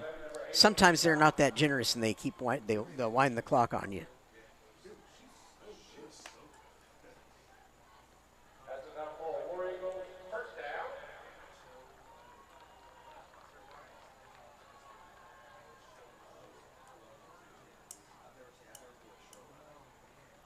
Two by two shotgun here for Oak Ridge. Back to pass again. Is Emerson rolling right? He's going to run this one. He's got space. Turn the corner, run out of bounds at the 26. Hits the deck on the sideline. Hopefully he's all right. Pops back up. Gets down closer to the 25, actually. Good run. Good smart play, too. Saw he had the space. Took what he could get. Got out of bounds. Yeah, a really smart thing there was the ability to get out of bounds and really just basically when you're able to get out of bounds, it's basically just pocketing another timeout and not having to burn one. Yep. Yeah, in these 2-minute drills, you practice this situation. Receivers, everybody, all the skill players. As Emerson keeps and goes around the right side, close to a first down there. So the clock's at 34 seconds. See if Oak Ridge still elects to hold on to the timeouts or if they're going to use one here. Getting into good field goal range. Going to let the clock run.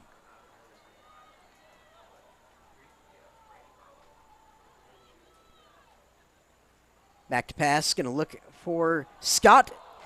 Had him inside the coverage there, but just couldn't quite make the connection.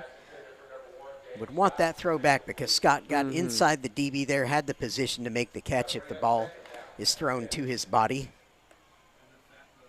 It was thrown kind of high, almost like they were expecting back shoulder, but could have just put it right on him. 16 seconds to go until half. Yeah, and I was surprised on that last play that Oak Ridge decided to not take a timeout there. Kind of felt like there was some extra time that came off that clock that could have been avoided, and now you kind of feel a little rushed here trying to get into the end zone. Yep, a little bit. Spin away from pressure is Emerson. He's just going to run this. Good job. He can stay in bounds. They got timeouts. Flag coming in, though. Going to be a hold and bring that back. And that's big because it was looking like about a 37-ish yard field goal before that penalty. But given the spot, though, they should still be okay in terms of the range. Yeah, you might even have enough time to take a little quick pass to the sideline or just really a pass anywhere since you have all three of your timeouts and try to just pick up a couple more yards to make it a little more manageable for the kicker.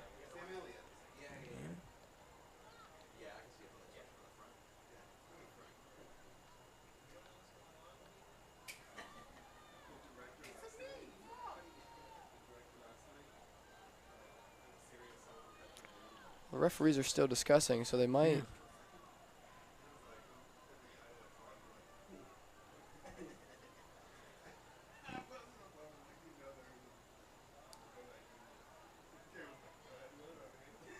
Didn't realize Sam Elliott was tonight's lead official.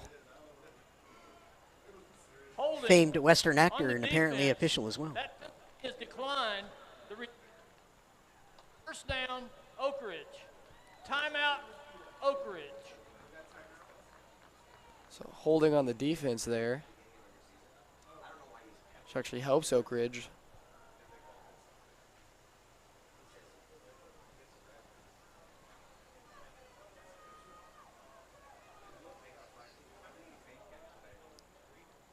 You're right around the 7-yard line with 7 seconds to go.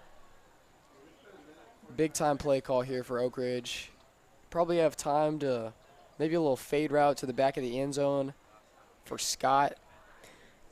Yeah, that would probably be a good, safe design to make sure that either he catches it or no one catches it. That's basically the objective there. Make sure you get it out quick. And if it's not there, if he's, coverage is good, just, throw it out of bounds. You don't want to take a sack.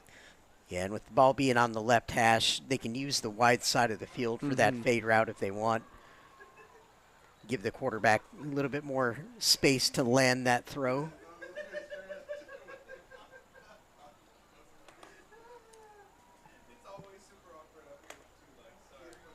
A nice crowd here tonight. Oak Ridge showing out on the home side, and nice contingent making the short drive down 45 from the Conroe perspective as well. Split backs gun here for Oak Ridge. Tighter formation. Yep, setting up for a fade. And it is Scott on that wide side of the field. That's the matchup we've been talking about all night. Scott and McGee.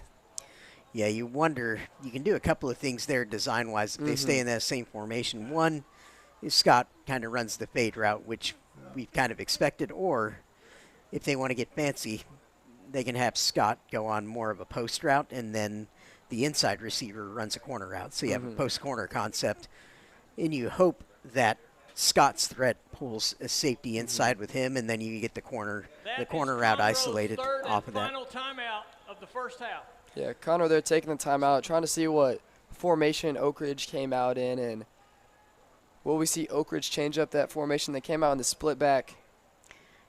Yep, see if they stick with it or give the same look.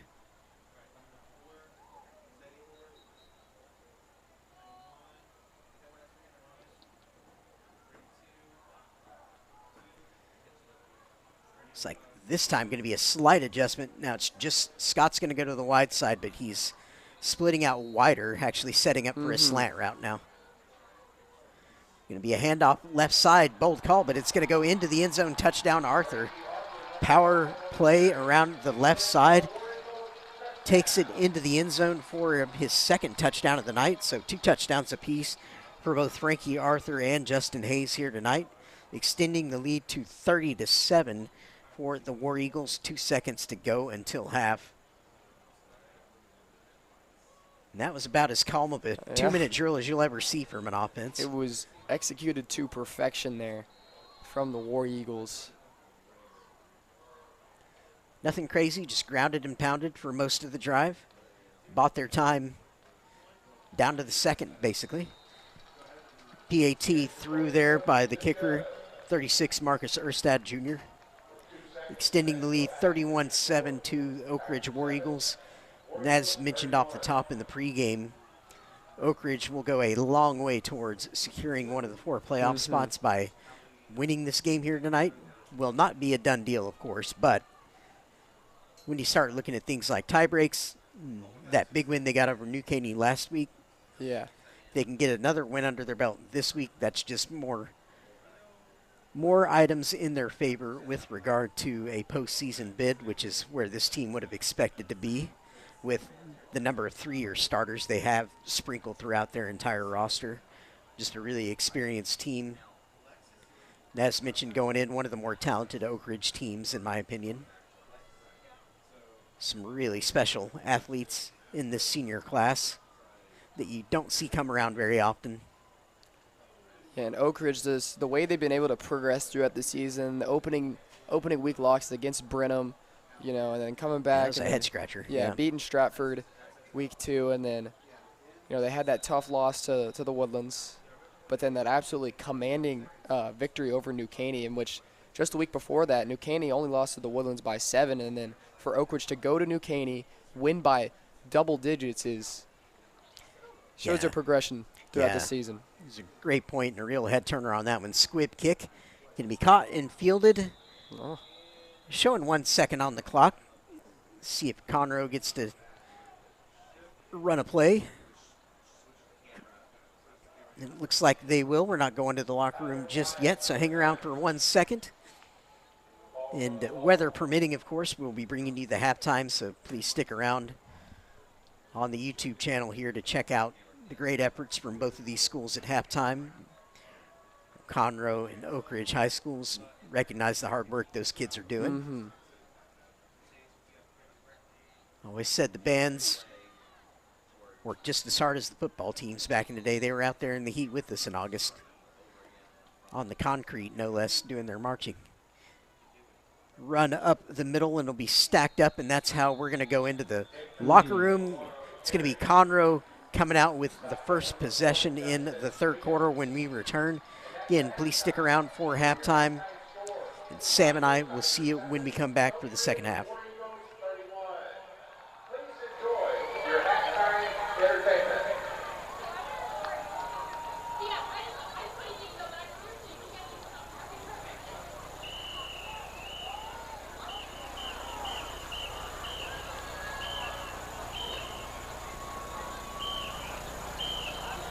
Ladies and gentlemen, it's showtime! Introducing the pride of Conroe, the Conroe High School Golden Girls, under the direction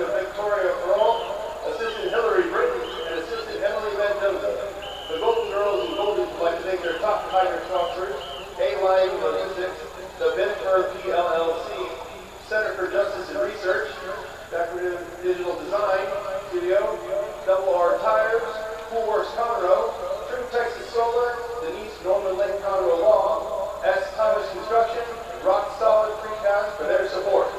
Spirit Girl of the Week, Dolce Zamadio. Golden Girl of the Week, Sanaya Henderson. Military Officer of the Week is Taylor Gallardini.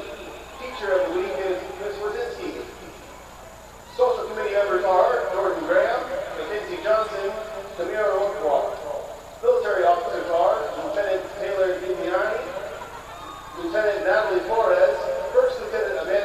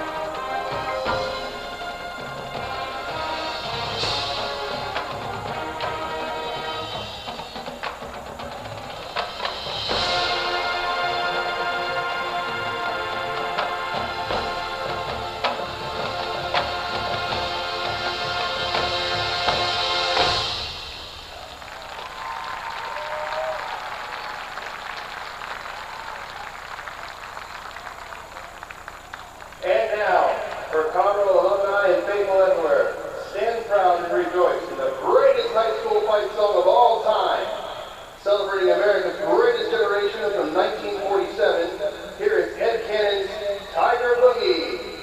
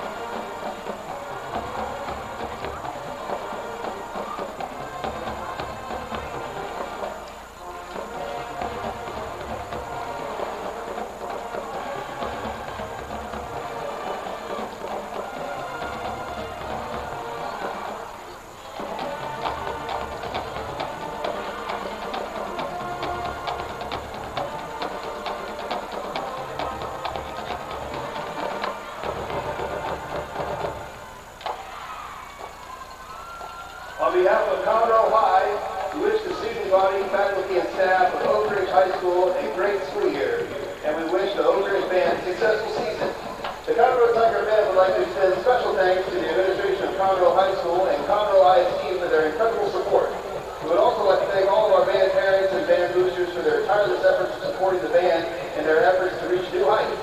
And finally, a special thank you to our corporate sponsors, Buckaloo Chevrolet and Wood Forest National Bank on our top Tiger tier, Racing Kings and McKenzie's Barbecue on our Tiger tier, Conroe Medicap, Full Custom Iron Works, and Woodlands Family Chiropractic at our Cub tier.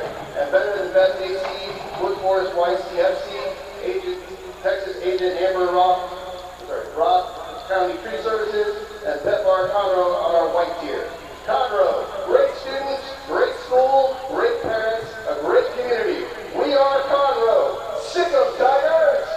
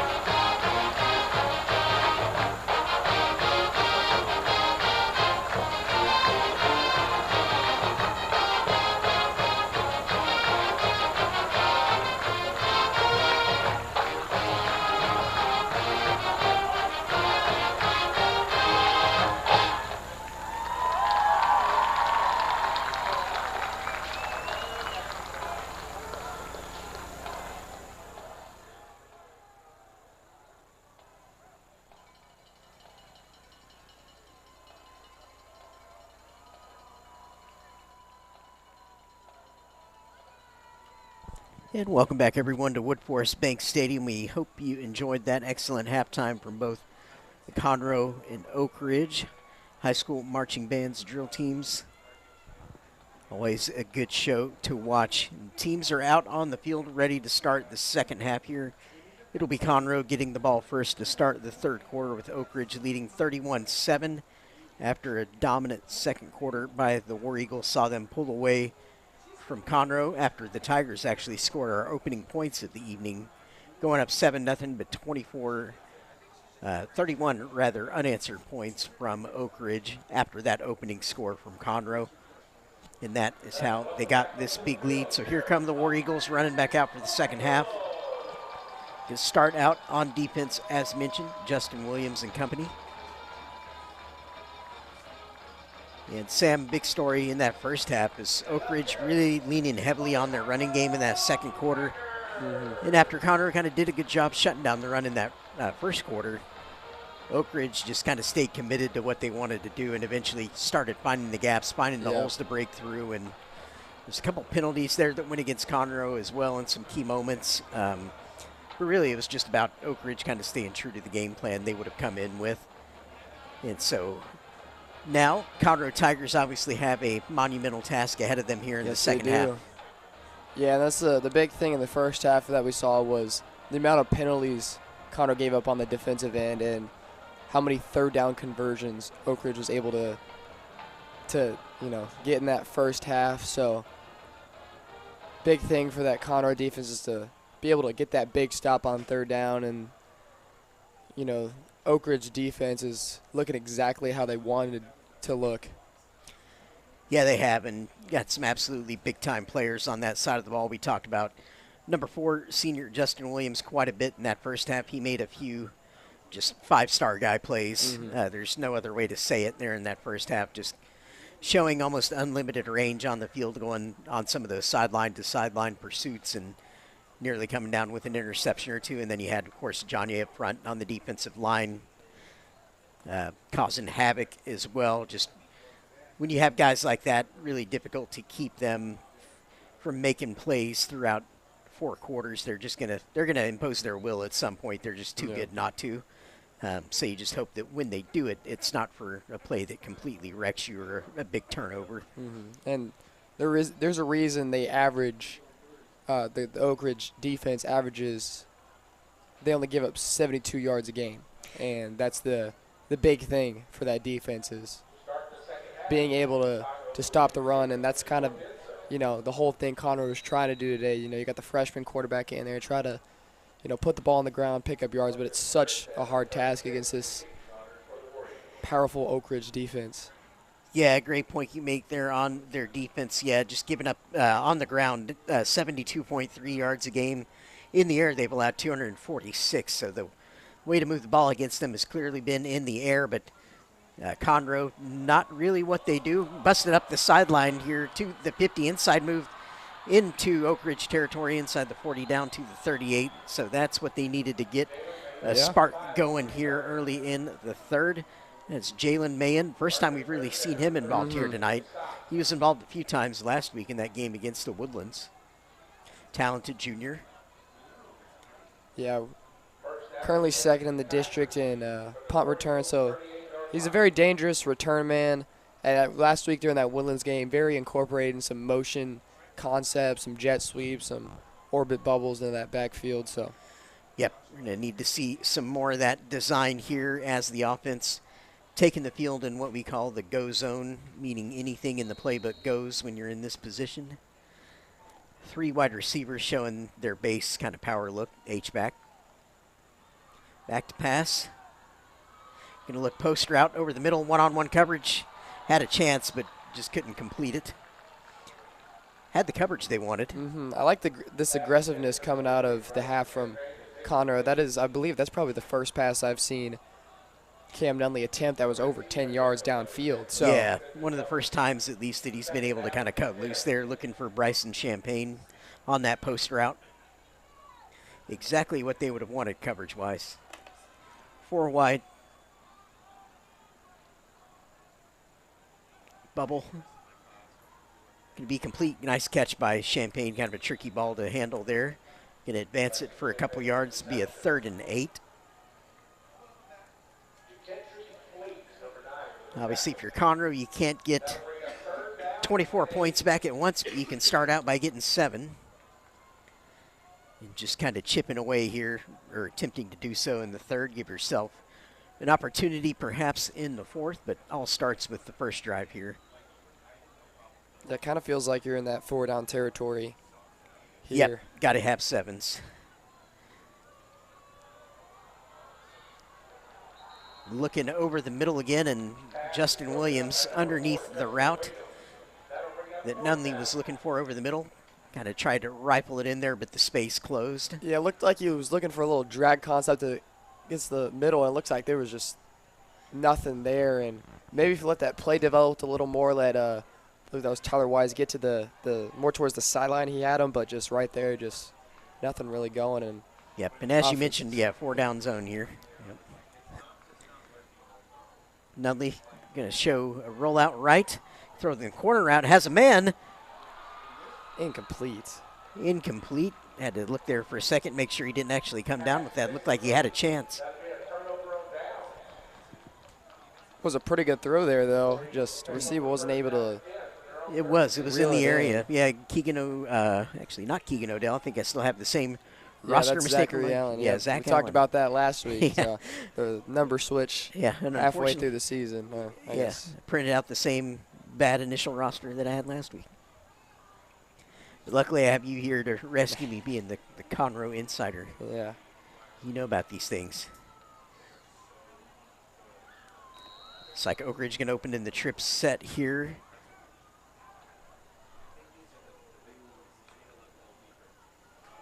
Right in the handoff up the middle into space. First down, Frankie Arthur, first run. And it looks to be Adam Troskler back at the quarterback position. It is number 10 back in the game. We saw Jack Emerson, the junior, in quite a bit there in the first half. Arthur right back to work there, play 1. I'm going to stick with the heavy load of the ground game here. Flag comes in. Came in from Conroe's sideline. Sure, if somebody lined up with, going to be against Oak Ridge, moving it back 5.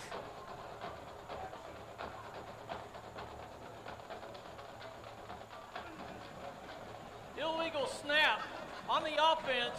Penalty, first down. Oh, illegal snap. Not often you see that called. Most snaps are in fact illegal. 3 wide, power set. And throw out the bubble to DeBose, incomplete. Bring up 3rd and 15.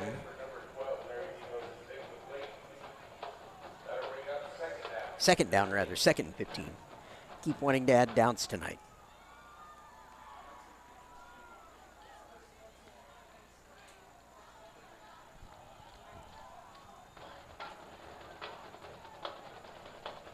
Again, 3 wide, 2 by 1. Up the middle, lots of room for Arthur. He's going to burst forward, first down and more. Going to rumble all the way down to the Conroe 35-yard line. Not an easy man to bring down when he picks up steam like that.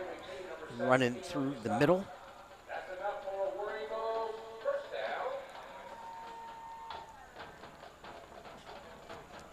Just riding off would-be tacklers there.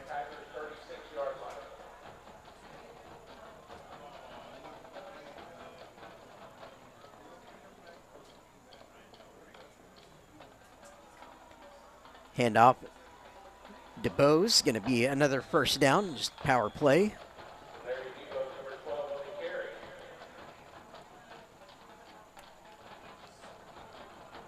First down chains move. Maybe a breakaway momentarily here.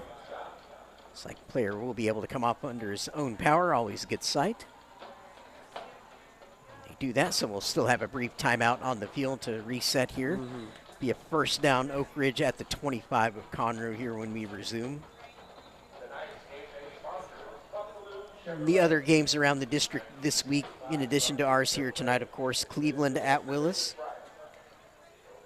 College Park at Caney Creek up at Moorhead tomorrow night. Then right back here you have Grand Oaks at the Woodlands. Bye team in the district this week is New Caney, so they are off.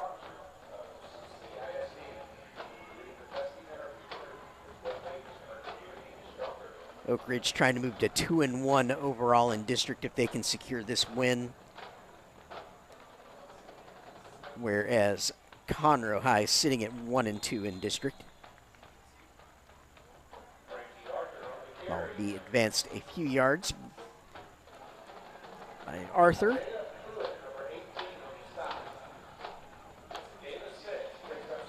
Second and 4 down in distance after that 6-yard pickup by Arthur on first down.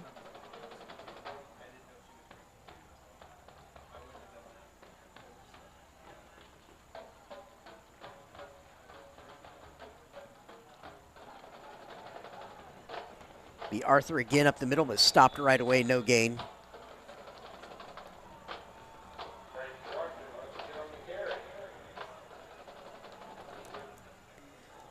Yeah, very interested tomorrow night to see how College Park tries to keep up their positive momentum in district play against Caney Creek, who's shown some improvement so far this year. Caney Creek playing some good football. They had such a young team last year.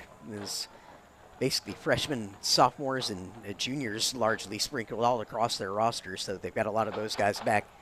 This year, just trying to make that little bit of improvement in year 2 as a 6A school.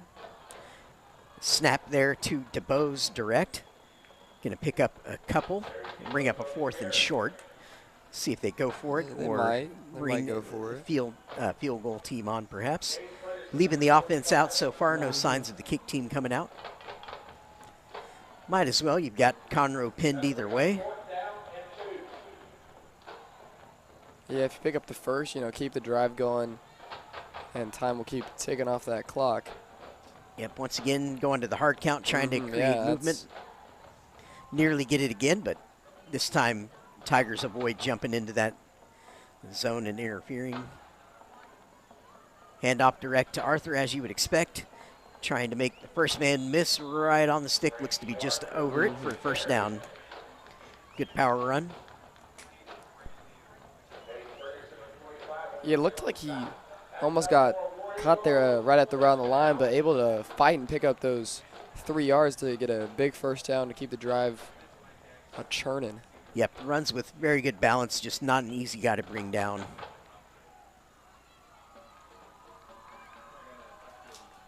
Oak Ridge going to go 4 wide now with 3-by-1 set trips to the top. Right in the handoff. Arthur turns around the left side. 5, touchdown. His 3rd of the night. Frankie Arthur into the end zone. Extends the lead for Oak Ridge to 37-7. War Eagles just getting it all done since that early deficit of 7-0. Just been all War Eagles ever since. 37 unanswered points now.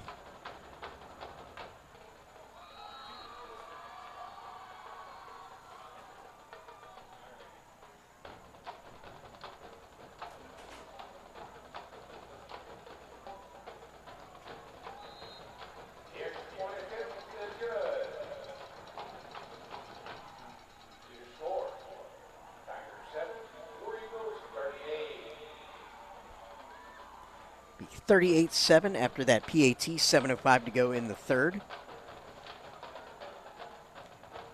And for Oak Ridge, provided they do secure one of the 4 playoff spots in this district, most likely to be a Division II team, given their enrollment falls right about in the middle of the district. The Woodlands and Conroe being the 2 largest, of course, Conroe being number 1 on the enrollment chart. Grand Oaks actually 3rd, just ahead of College Park. Grand Oaks has an enrollment now of 3,334 compared to 3,259 for College Park.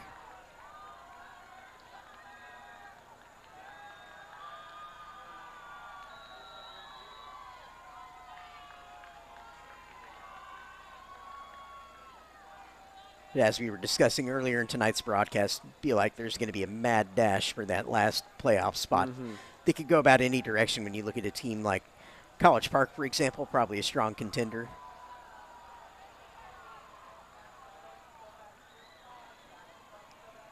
First contact arrives for Oak Ridge. Good job by the Conroe return man keeping his feet there.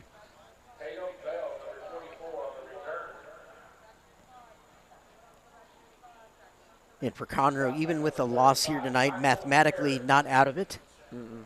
Be very difficult, of course. Yeah. They'll need a lot of things to go their way, pretty much all the things to go their way. But not out of it, and a chance to respond. They have covered some of their very toughest games in the district after tonight.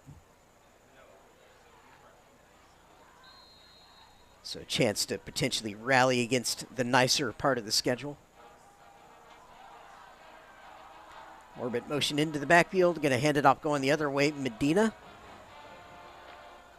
stacked up for no gain, even a loss here. They're going to give him no gain. Excellent defense by Oak Ridge with some of those very talented guys we've talked about just flying around, just showing their closing speed to prevent any kind of turning the corner. Yeah, it was about 4 red jerseys there. Just defense been able to get everywhere on this field when Conroe tries to run the football. Yep, swarming 4 wide. Going to motion into the backfield now into the H-back slot. More motion across. Jet. Looked like it was supposed to be a jet sweep. Ball hits the deck, though. Still rolling. Oak Ridge is going to fall on it. War Eagle football. Yeah, and that's sometimes the con to running so much motion across the line of scrimmage is when the snap isn't timed well. That's when chaos can occur, and we see on this play, just looks like Bryson Champagne was a little past the center when he was trying to get the handoff from Nunley there, and that's what leads to a big-time fumble recovery by Oak Ridge. Yeah, it's a very good point regarding the timing on plays like that. It's like you have to have that down to a fine science in terms of when you time that snap exactly, because that's all critical in terms of when players are arriving to the mesh point there in the backfield to make those plays go off as designed. So Oak Ridge with a chance to come out here and put in what's likely a definitive shot in this game to kind of salt away the result.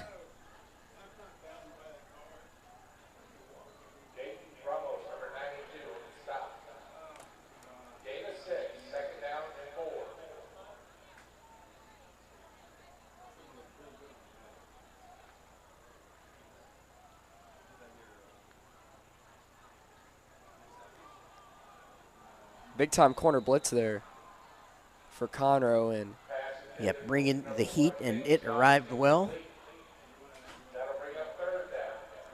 one positive for Conroe is that matchup we were talking about between McGee and Scott, and I don't believe McGee has given up a reception when it's been one-on-one between them two. So, yep, maybe just one, but I don't believe any more than that. May have gotten to him once, but it was not for a big gain. 3 wide up the middle here with Arthur. Tried to get away but couldn't. The Conroe defender did what he needed to do, get a hold of the leg and don't let go.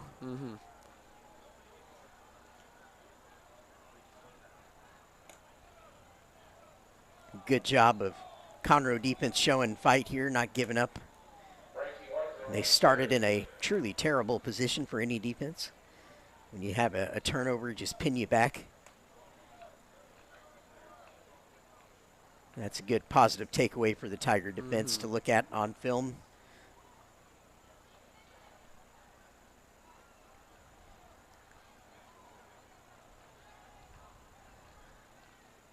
Obviously coming after this kick. And they got through. They're going to block it. Great job. Yeah, they were sold out to block that, and they did it. Great job by the Tigers. Was that Devondre McGee? He looks pumped up. He might have been the man to... Yeah, let's catch the replay, see if he... to block that. Yeah, there were a lot of white jerseys that got through there. And that's been a positive for Conroe last couple weeks. Yep, it was. Number 17, Devondre McGee, just. Yep, he must just kind of get it all done defensively and special yeah. teams. Good to see a leader leading by example like that.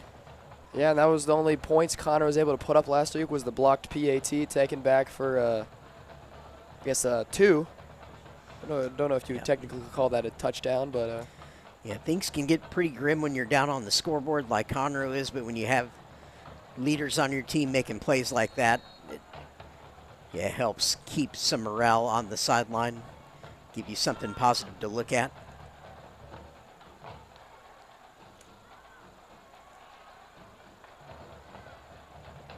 Now they're going to flare it out. Left side caught.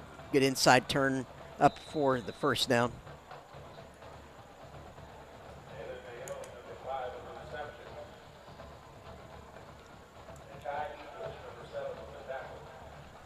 That was Jalen Mahan, the junior, on that catch. Move the chains, 1st and 10. And we want to thank all of you for joining us on this live stream here tonight for Conroe ISD Athletics. Subscribe to the YouTube channel, and for both Woodforest and Moorhead Stadiums, got channels for both. Pressure going to arrive in the backfield for a sack. Late flag comes in. See if that's going to help Conroe or not. There's a flag on the play.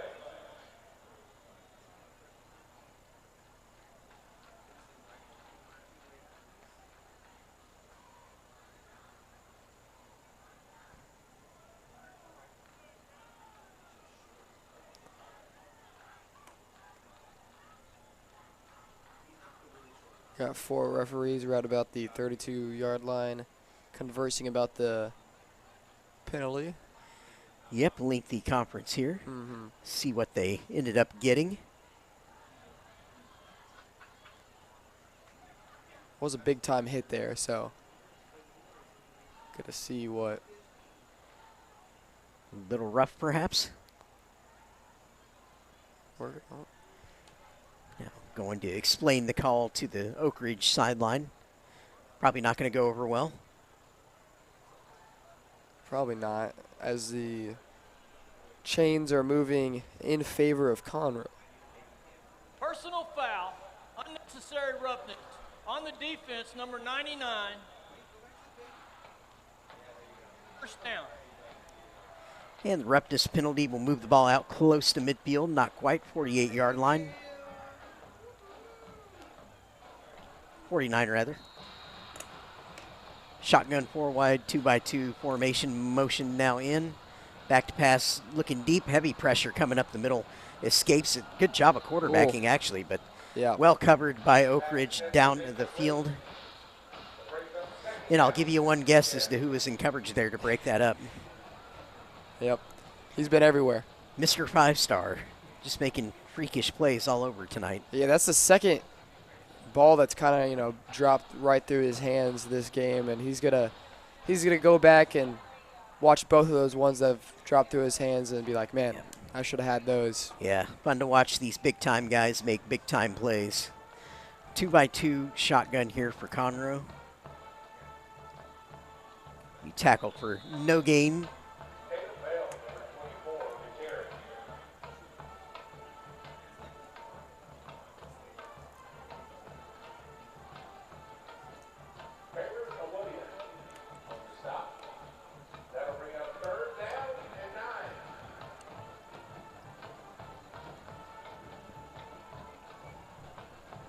Third and 9 on the down and distance. We're 3:20 and counting to go in the third here tonight. Oak Ridge leading 38-7. Taking total control of this game as we have a tight shotgun 4-wide set here for Conroe. Back to pass, Nunley looking down the field again. Heavy pressure coming up the middle, sack. Can't escape that when you've got just wholesale folks coming through dressed in red. As Cameron Nicoya first to contact. The defensive back there, so some secondary pressure applied. Yeah, Oak Ridge really sent the house there. Yep, we're not going to give Nunley any time to. No, absolutely not. And that's a great game plan.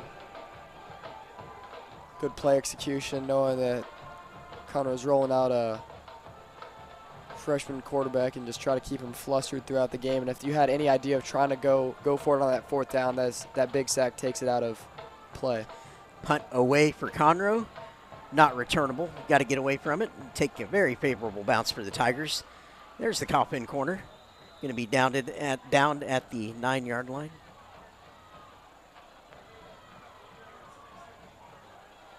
I think the players are saying that it hit off of the return man's foot, and they wanted the touchdown there. Yep, a fair claim at this point. Trying to get some. Yeah, got to get anything you can. Yeah, because that ball was close. Yeah, that ball still had some movement on it, and they might have been able to pin it down at the 1 if ball wasn't touched that early. So. Yeah, those kind of punts are the ones that'll make the fans of the receiving team just hold their breath and be like, no. And coaches, for that matter. You never know what that ball's going to do. 3 receivers in the set, going to be going up the middle into space, out close to the first down. Frankie Arthur right up the gut. Going to move the chains.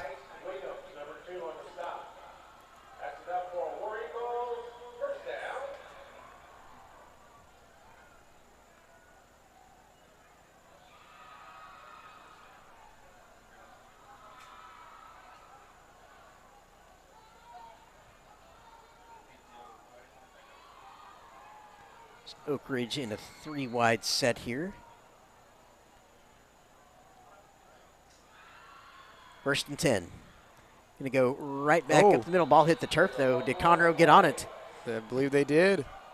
No signal yet, but it looks like they have. I think that might have been number 17, Devondre McGee, who came up with the ball there. So we got just big-time guys for both of these teams just making play after play for their respective defenses. Let's take a look. Yep, you're right. McGee disrupting the handoff. Yeah, it looked like just a simple drop of the ball there by Frankie Arthur. There was just never really got control of the ball on that handoff, and a little bit of a miscue there by Oak Ridge, and Conroe looking to capitalize. Yep, and again, you love to see the no quit from the Tigers here with the score being what it is. Still fighting, and a team leader like that who's headed to the college level to play for TCU, I believe he said earlier on. Still playing hard. That's a good leader. Motion out of the backfield, empty set. Go route. It's open. Touchdown Tigers. Popped wide open. Is that Nick Medina? I believe it is. Yes, it is. Yes, it is. Been a part of the 2 touchdowns tonight.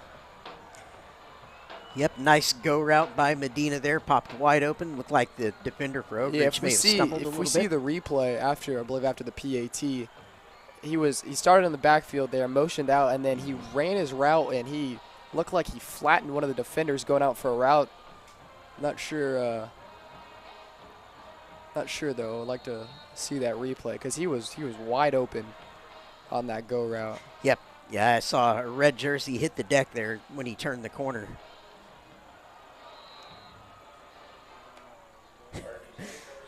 Wow. Yeah, Jonah Janye, he came through like a heat-seeking missile on that PAT attempt and just threw himself. It's like I would not want to be that holder right now, seeing that man coming at me in the air. He came in hot. Yeah, that's the holder, Kellen Gregg, and so they were teammates at one point. They both went to Joseph and Kellen both went to Pete Junior High, so played football together, I believe, 8th grade year. So, probably a little bit of a friendly. Yeah, maybe some WhatsApp messages flying around after the game on that, like, "Hey man, what were you trying to do to me there? My life flashed before my eyes. Thank you."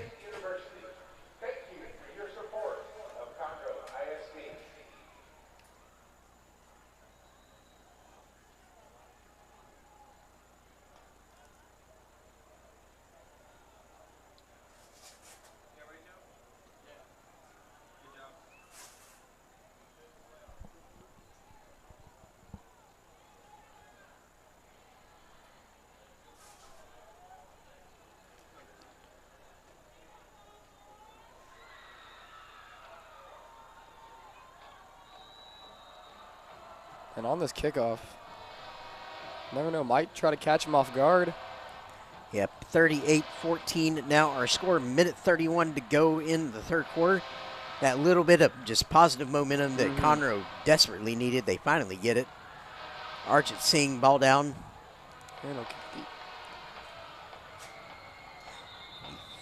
Fair caught, which of course just moves the ball out now to the 25.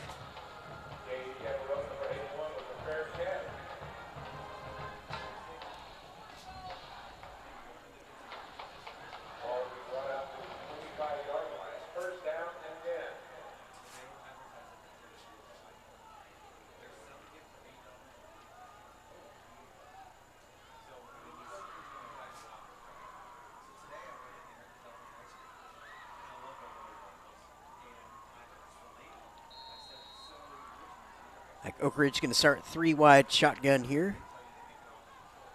First and 10, minute 31 to go in the third. Run up the middle, first play, bounces off first contact, rumbles forward for about 6. Arthur, again up the middle, getting most of the work here in the second half so far. Haven't seen quite as much of Larry DeBose or number 21, Justin Hayes, the junior, who scored 2 touchdowns in that first half. So overall in the game, it's, I believe, 3 touchdowns for Arthur and 2 for Hayes that make up the 5 TDs for Oak Ridge here tonight. Again, staying in that trip set. And again, going right up the middle. Going to plow forward right at the first down marker.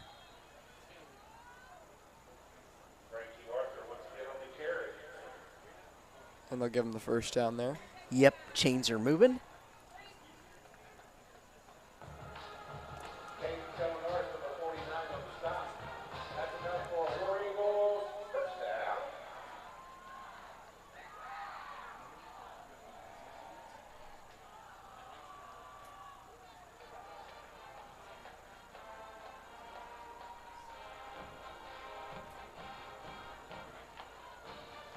Split backs gun here for Oak Ridge.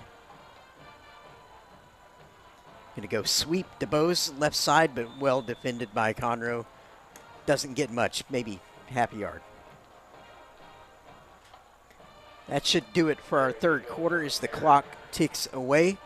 Going to flip sides of the field and come back to you for the fourth quarter with Oak Ridge leading 38-14 on the scoreboard here under the Thursday night lights at Woodforest Bank Stadium in Shenandoah.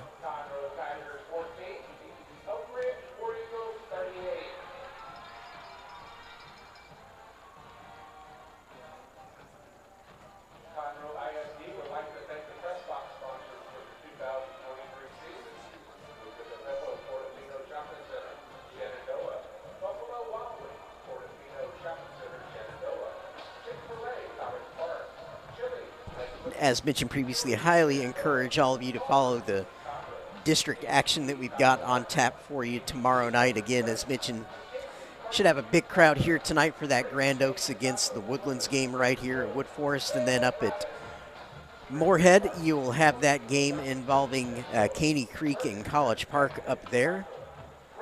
So tune in to both of those.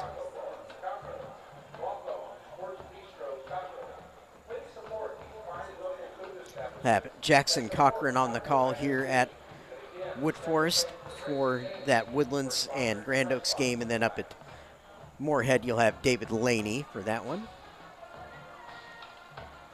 3 wide shotgun here, Oak Ridge on 2nd and 9 as the fourth quarter starts. Going to be kept by Jack Emerson, QB. Tackled for no gain. Good job by the Tiger defense.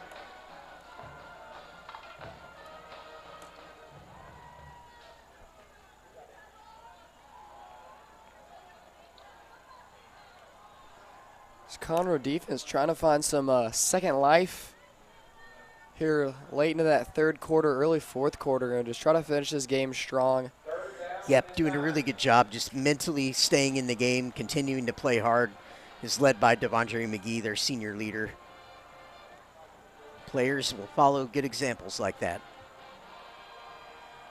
Keeper by Emerson, and again, great stop by Conroe, showing nice aggression, still looking enthusiastic out there on the field again. It may be a little late, but hey, you love to see it. You love to see the effort, regardless Absolutely. of.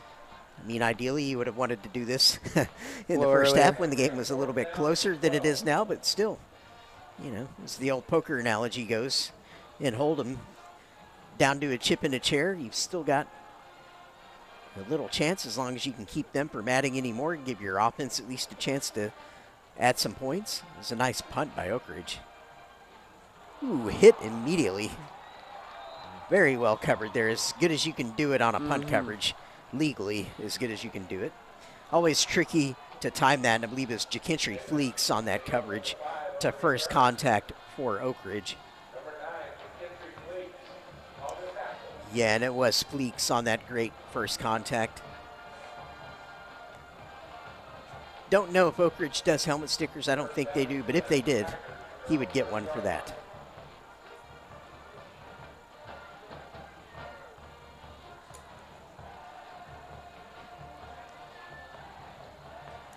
So Conroe with the ball 70 yards away from pay dirt. Gotta find a way to make some explosive plays now with the clock firmly against you. 10:30 to go in the game. Back to pass. Nunley is looking deep over the middle. What a catch. Receiver pulls it off the shoulder of the defender. Wow. That's one way to come back from your on the punt return there, getting tackled. I mean, Jalen Mayen again on that play there. Full extension over the helmet of the Oak Ridge defender, and I don't think the Oak Ridge defender can believe that he caught that, and frankly, neither can I. That was just outstanding, strong-handed catch. 3 receivers in the set here for Conroe.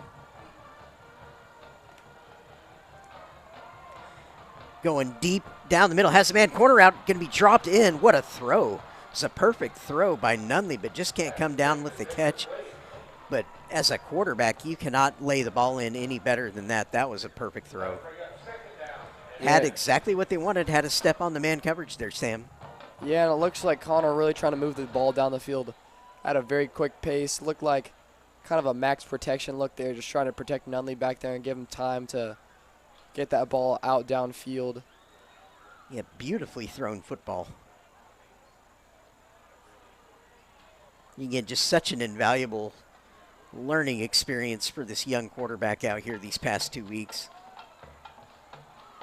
And I think you mentioned, Sam, he got a few plays prior to last week as well, so the Woodlands was not his first varsity experience.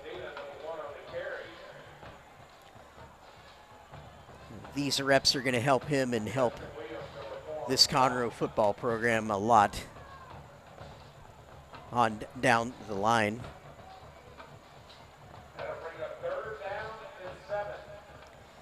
Yep, he clearly has something to be on varsity as a freshman, because you don't normally, I mean, at best you would see a guy maybe played on JV, but to have him straight on varsity shows you he's got something, something special about him.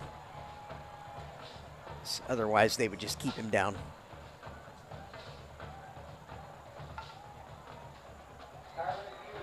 Such a big mental jump to play varsity too, but just because the playbook is way more expanded than it is at the freshman through even JV levels. It's like varsity is always a huge step forward in what the overall playbook looks like. It's not just about having the physical qualities, you've got to be mentally very sharp.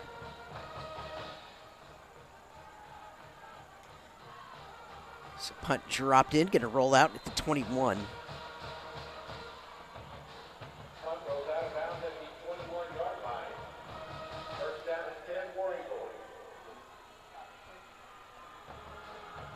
And let's see which quarterback Oak Ridge brings out here, because we've seen a little bit of both quarterbacks tonight for Oak Ridge.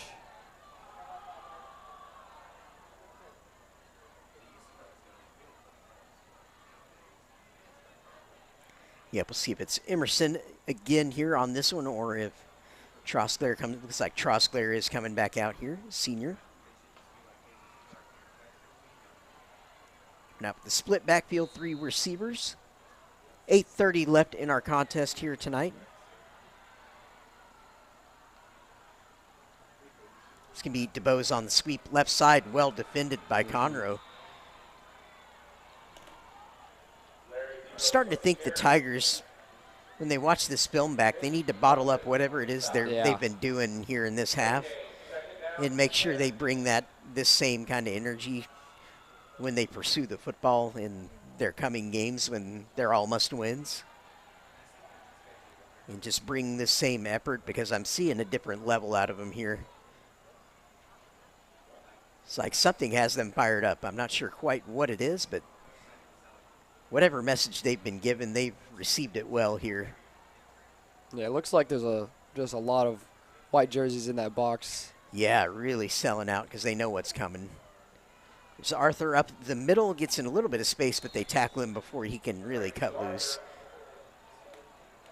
which is super important. So 3rd and about 6 or 7 coming up. 6, they're going to call it.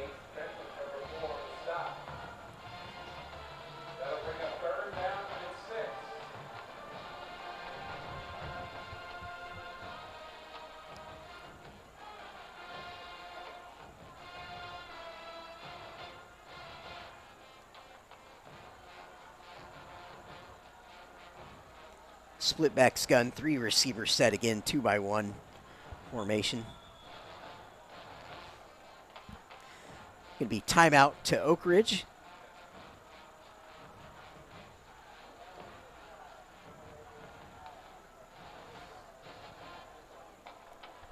Must have saw something on that Conroe defense. Yep, want to make sure they have the best 3rd down and 6 play they can conjure up here to try and keep the clock moving and salt this win away as best as they can. And as mentioned in the district standings, if Oak Ridge holds on to win, as it looks like they will here tonight, they'll move to 2-1 in district. Conroe Tigers would drop to 1-3.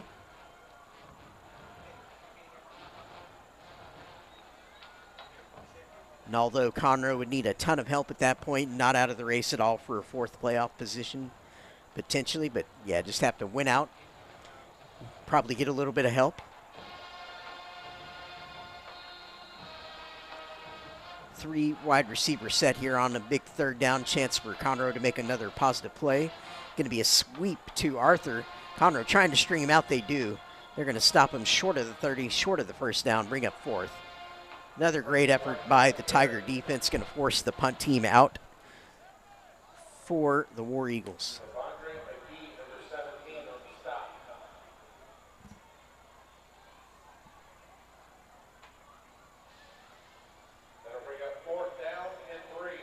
When Conroe watches this game back, they're going to look at that 2nd quarter as kind of where the game escaped them and identify how to prevent that kind of snowball in future games.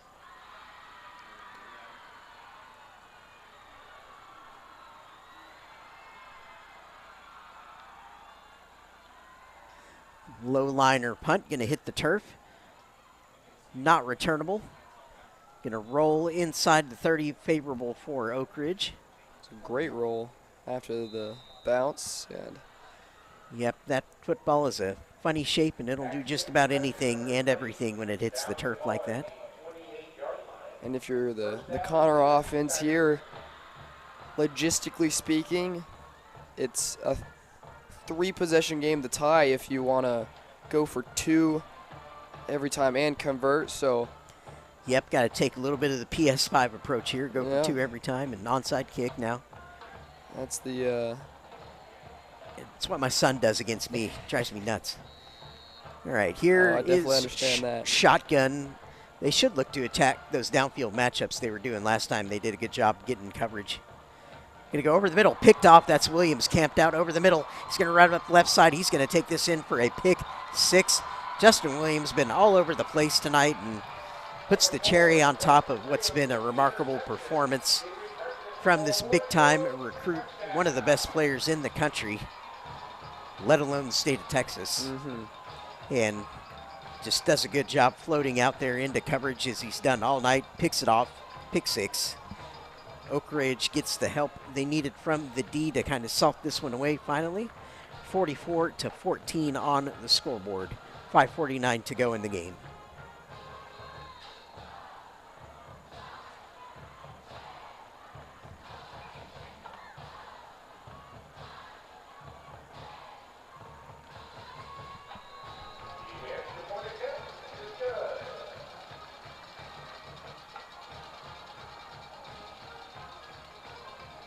He finally got his interception in the game.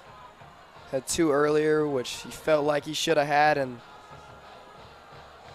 third time's the charm, as they say. Yep, just doing a good job dropping into coverage like a good middle linebacker loves to do, and those are just those sneaky interceptions, a lot of fun to make when you can just kind of camp out underneath like that and surprise, pop up where the quarterback's not expecting you to be. There's not a whole lot of guys who can play the linebacker position like that anymore.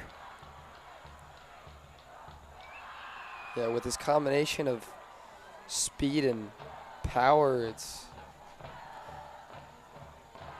Yeah, this defense is still pretty relevant today, the 4-3 defense with 3 linebackers on the second level, and usually the middle linebacker in that kind of defense will be a really rangy guy, or at least at the college and pro levels, it is a guy exactly like Justin Williams, somebody who can cover, because when you play a cover 2 out of that 4-3, that middle linebacker drops back deep when you play that Tampa 2 defense. Pooch kick. Gonna hit the deck. Dangerous one. Ball's loose. It's gonna be recovered by Oak Ridge. War Eagle ball. Always dangerous. I think flag came in from the Oak Ridge sideline there at the very end. I saw a flash of yellow laundry, I think. Yeah, I believe so. Yep, caught it out of the periphery there. Yeah, those rangy middle linebackers like Williams is just really special kind of players that don't tend to come around very often, especially these days as defense has changed quite a bit now with teams going to the face mask on the receiving face team, mask. number 19, 15-yard penalty from the recovery spot, first down Oak Ridge. Yeah, 'cause so many defenses now with the spread, they've dropped linebackers to basically put in kind of hybrid safety types to increase the overall speed in their defense. And they've also gone a little bit smaller with the kind of players that they put in those, particularly what used to be the outside linebacker positions. So again, those kind of bigger linebackers like Williams just haven't come around quite as much due to the changes in the game. Yeah, that's the big thing, is speed is key. And that's what kind of college and pro level has, started to lean towards. We see with the Miami Dolphins, they're just probably the fastest team in the NFL. You got Tyreek Hill and Devon A-Chain, Raheem Mostert back there. Mike McDaniels is an offensive mastermind using, I believe I saw something, they use about 80% of the time there's some sort of pre-snap motion. Yep. Yeah, very creative team. And, yeah, A-Chain's a Houston kid. He's from Missouri City down there in southwest Houston. With A&M, obviously, like new running back in the game, bouncing around the left side. Emerson and a QB. Flags again at the end of that run. Trying to pick up a number on that running back here so I can give the proper call on that. Got his jersey a little scrunched up, so it's hard to read that number from up here. Personal foul, face mask, on the defense, number 2, half the distance to the goal, first down. Yeah, Williams reminds you of that Derek Brooks, Ray Lewis style middle linebacker that has all that range. And again, Derek Johnson, who I mentioned earlier, is the best high school defender that I've ever personally seen. Played at Waco High and then went on to the NFL eventually for a long career. But yeah, all 3 very common traits in terms of their ranginess. Can cover all the ground. Shotgun 3 wide set. Running up the middle, going to plow forward inside the 10.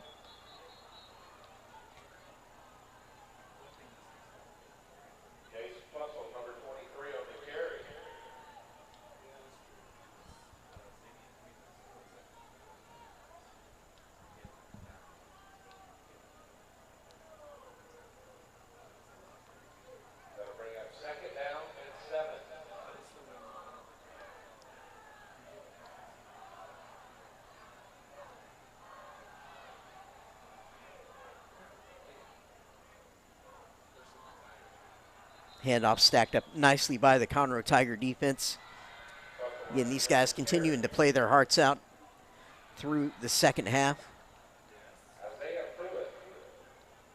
I wouldn't have a whole lot of complaints about their effort here in this second half. They've really stepped it up, just stayed in the game mentally. Yeah, and that's a good thing to have going into next week, and which is really like every game after here from Conroe is really a make or break situation for them, and I believe they play New Caney next week, so that's going to be a huge game for them. Huge game. Have to find ways to buy yourself win, and you hope at the same time that you can also get a couple of those guys that we mentioned back healthy, to get some of those players like a Christian Nunley or potentially a Jermico Green, maybe, if that's possible down the road.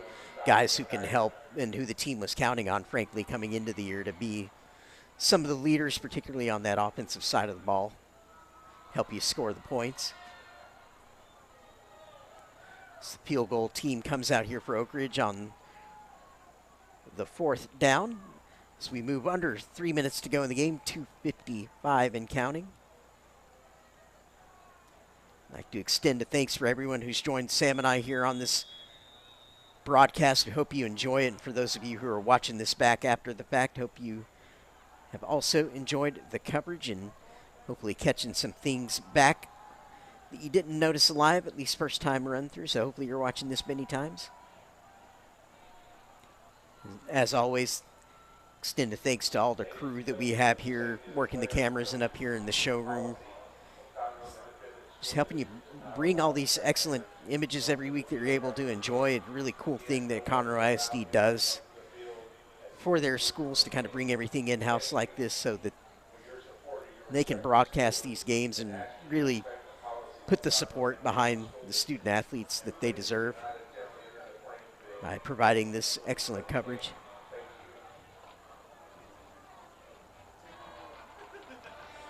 Not every district in the state does it.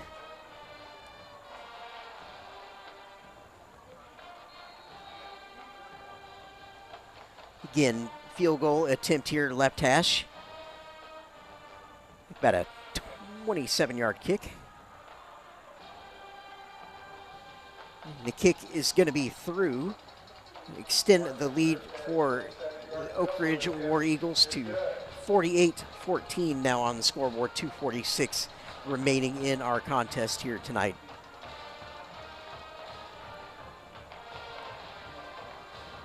And in the overall record, Oak Ridge going to move into the winning column here now, be 3-2 overall. Conroe Tigers will drop to 3-3 overall.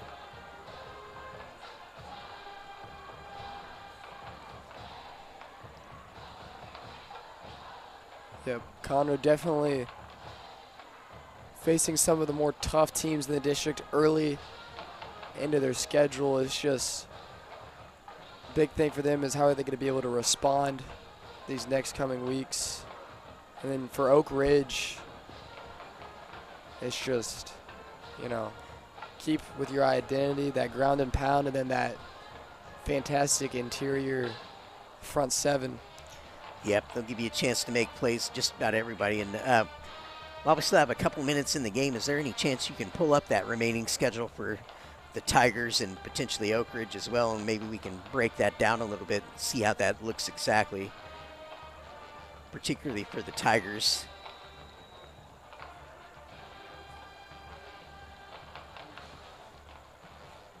Need it to load. Yep, waiting on the loading. Caught you off guard there. Sorry I know. about that, but that might be an interesting thing to look at here at the end of the game. Pooch kick from Oak Ridge, going to be fielded by Conroe there at the 30. Going to step forward, putting his head down. Good tough run there on the sideline. Going to be held up out of bounds there, 36-yard line. It looks like will be the start. Got the Keelan Harris Jr. on that return. Schedule pulled up, so next week they're at home against New Caney. This is Conroe High. Yep. Yep, and then Grand Oaks the week. We'll actually have the bye week after the New Caney game. Then the Grand Oaks, then at home against Cleveland, and then your final district game could be a really big one against the College Park Cavaliers here at Wood Forest Bank Stadium. Yeah, I had the same first impression looking at that just now, but obviously we'll need to take that big first step against New Caney next week. That'll at least give you a shot. And it's a New Caney team who is a little bit down from last year's team that won the district.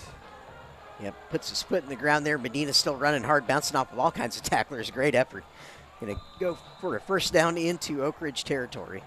Next, Medina, number 1 on the carry. Julian Johnson, number 44 on the tackle. That's enough for a Tigers first down.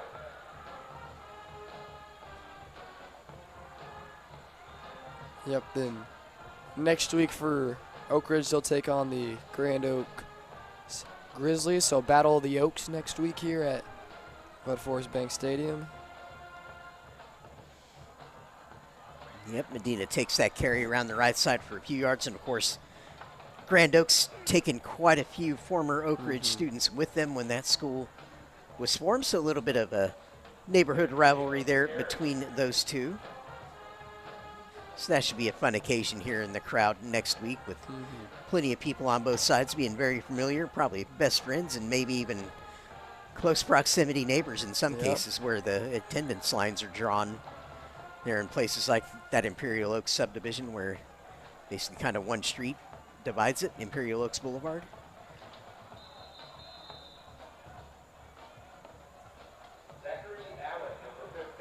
Yeah, and a couple of tricky closing games in there for Oak Ridge against likes of College Park and Willis in particular. Yeah. Of course, Willis is looking pretty immense this year.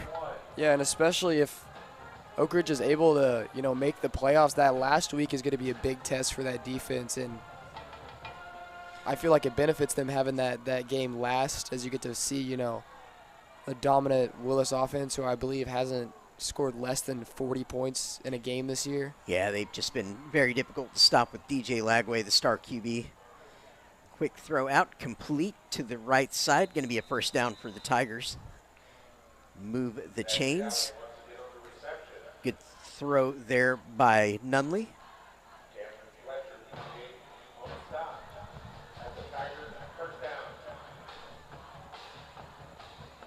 Yep, looks like that last district game for Oak Ridge is going to be at Willis, I think, if I'm reading that right. Yeah. Always, going to be a tough place to go for sure. And that could be for the Division II seeding, which adds another layer to that one. Wide open on the post, touchdown Tigers. Great pitch and catch there in the end zone. Zachary Allen there. Yep, Zach Allen, number 15. Thanks for getting ahead of me on that because I probably would have tried to mess that up again. Caught for the touchdown, going to put the 20th points on the board for the Tigers. We talked a little bit about this last week, but this is all just super valuable stuff for the young Cameron Nunley to watch back on film and learn from. And just take these positives, these like mental wins and just things to build on for the future for him because it's bright. Kick is through and true. That'll bring our score, 36 seconds remaining in the game, to Oak Ridge 48, Conroe High 21. Should be our final score for the evening, pending the outcome of the kickoff here. We'll see what happens.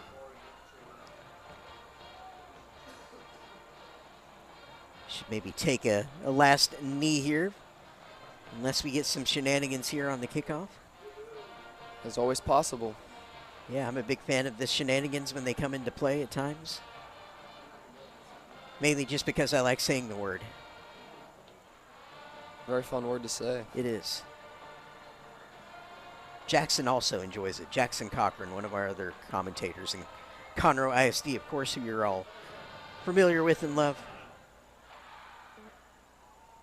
Yeah, I believe I've called 2 games with Jackson. He said some words that I did not know the meaning of, and so he told me to go look it up, and so really expanding my vocabulary through Jackson, this experience. So. Yeah, he'll drop the SAT words out there on occasion. Absolutely.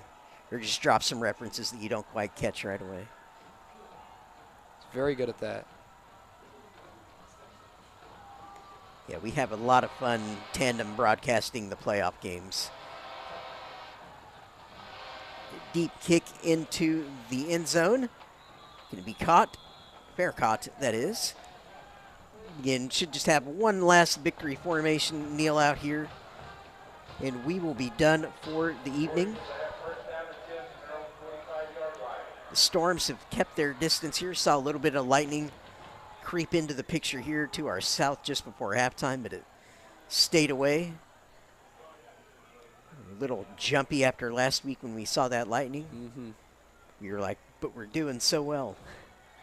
Yep, those 2 delays that we had, one before the game and then one during. Yeah, I was told here they didn't kick off until close to 9 last week, so they had even longer delay here at Woodforest. I remember we were at halftime, and then they had the game on, here at Woodforest on. And yep, and there is that last kneel down for Oak Ridge. Sam, that's going to do it here tonight. Oak Ridge sealing that 48-21 win over Conroe as the teams are going to line up here and shake hands. Sam, any last thoughts here before we sign off for the evening?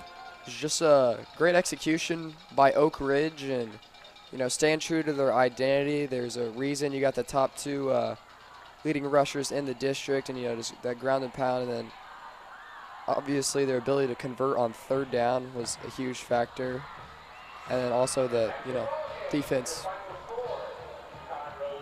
Yep, doing really well, and I know it's not the technical term, but you have your 5-star freaky athlete guys like Justin Williams doing 5-star freaky athlete things on many plays, just leading tonight. Doing a great job. Players shaking hands, and for Sam Ulrich, I'm Jeremy McGrail. We will see you next time. Thank you for joining us.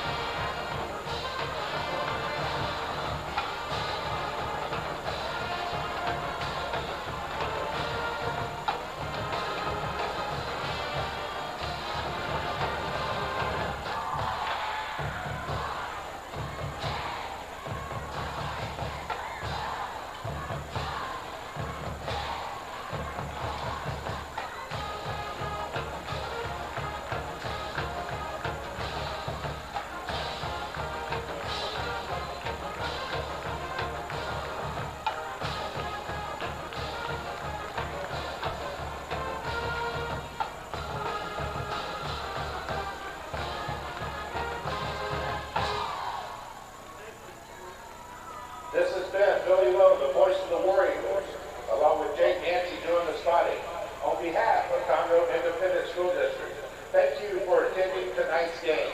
Please drive home safely. Good night.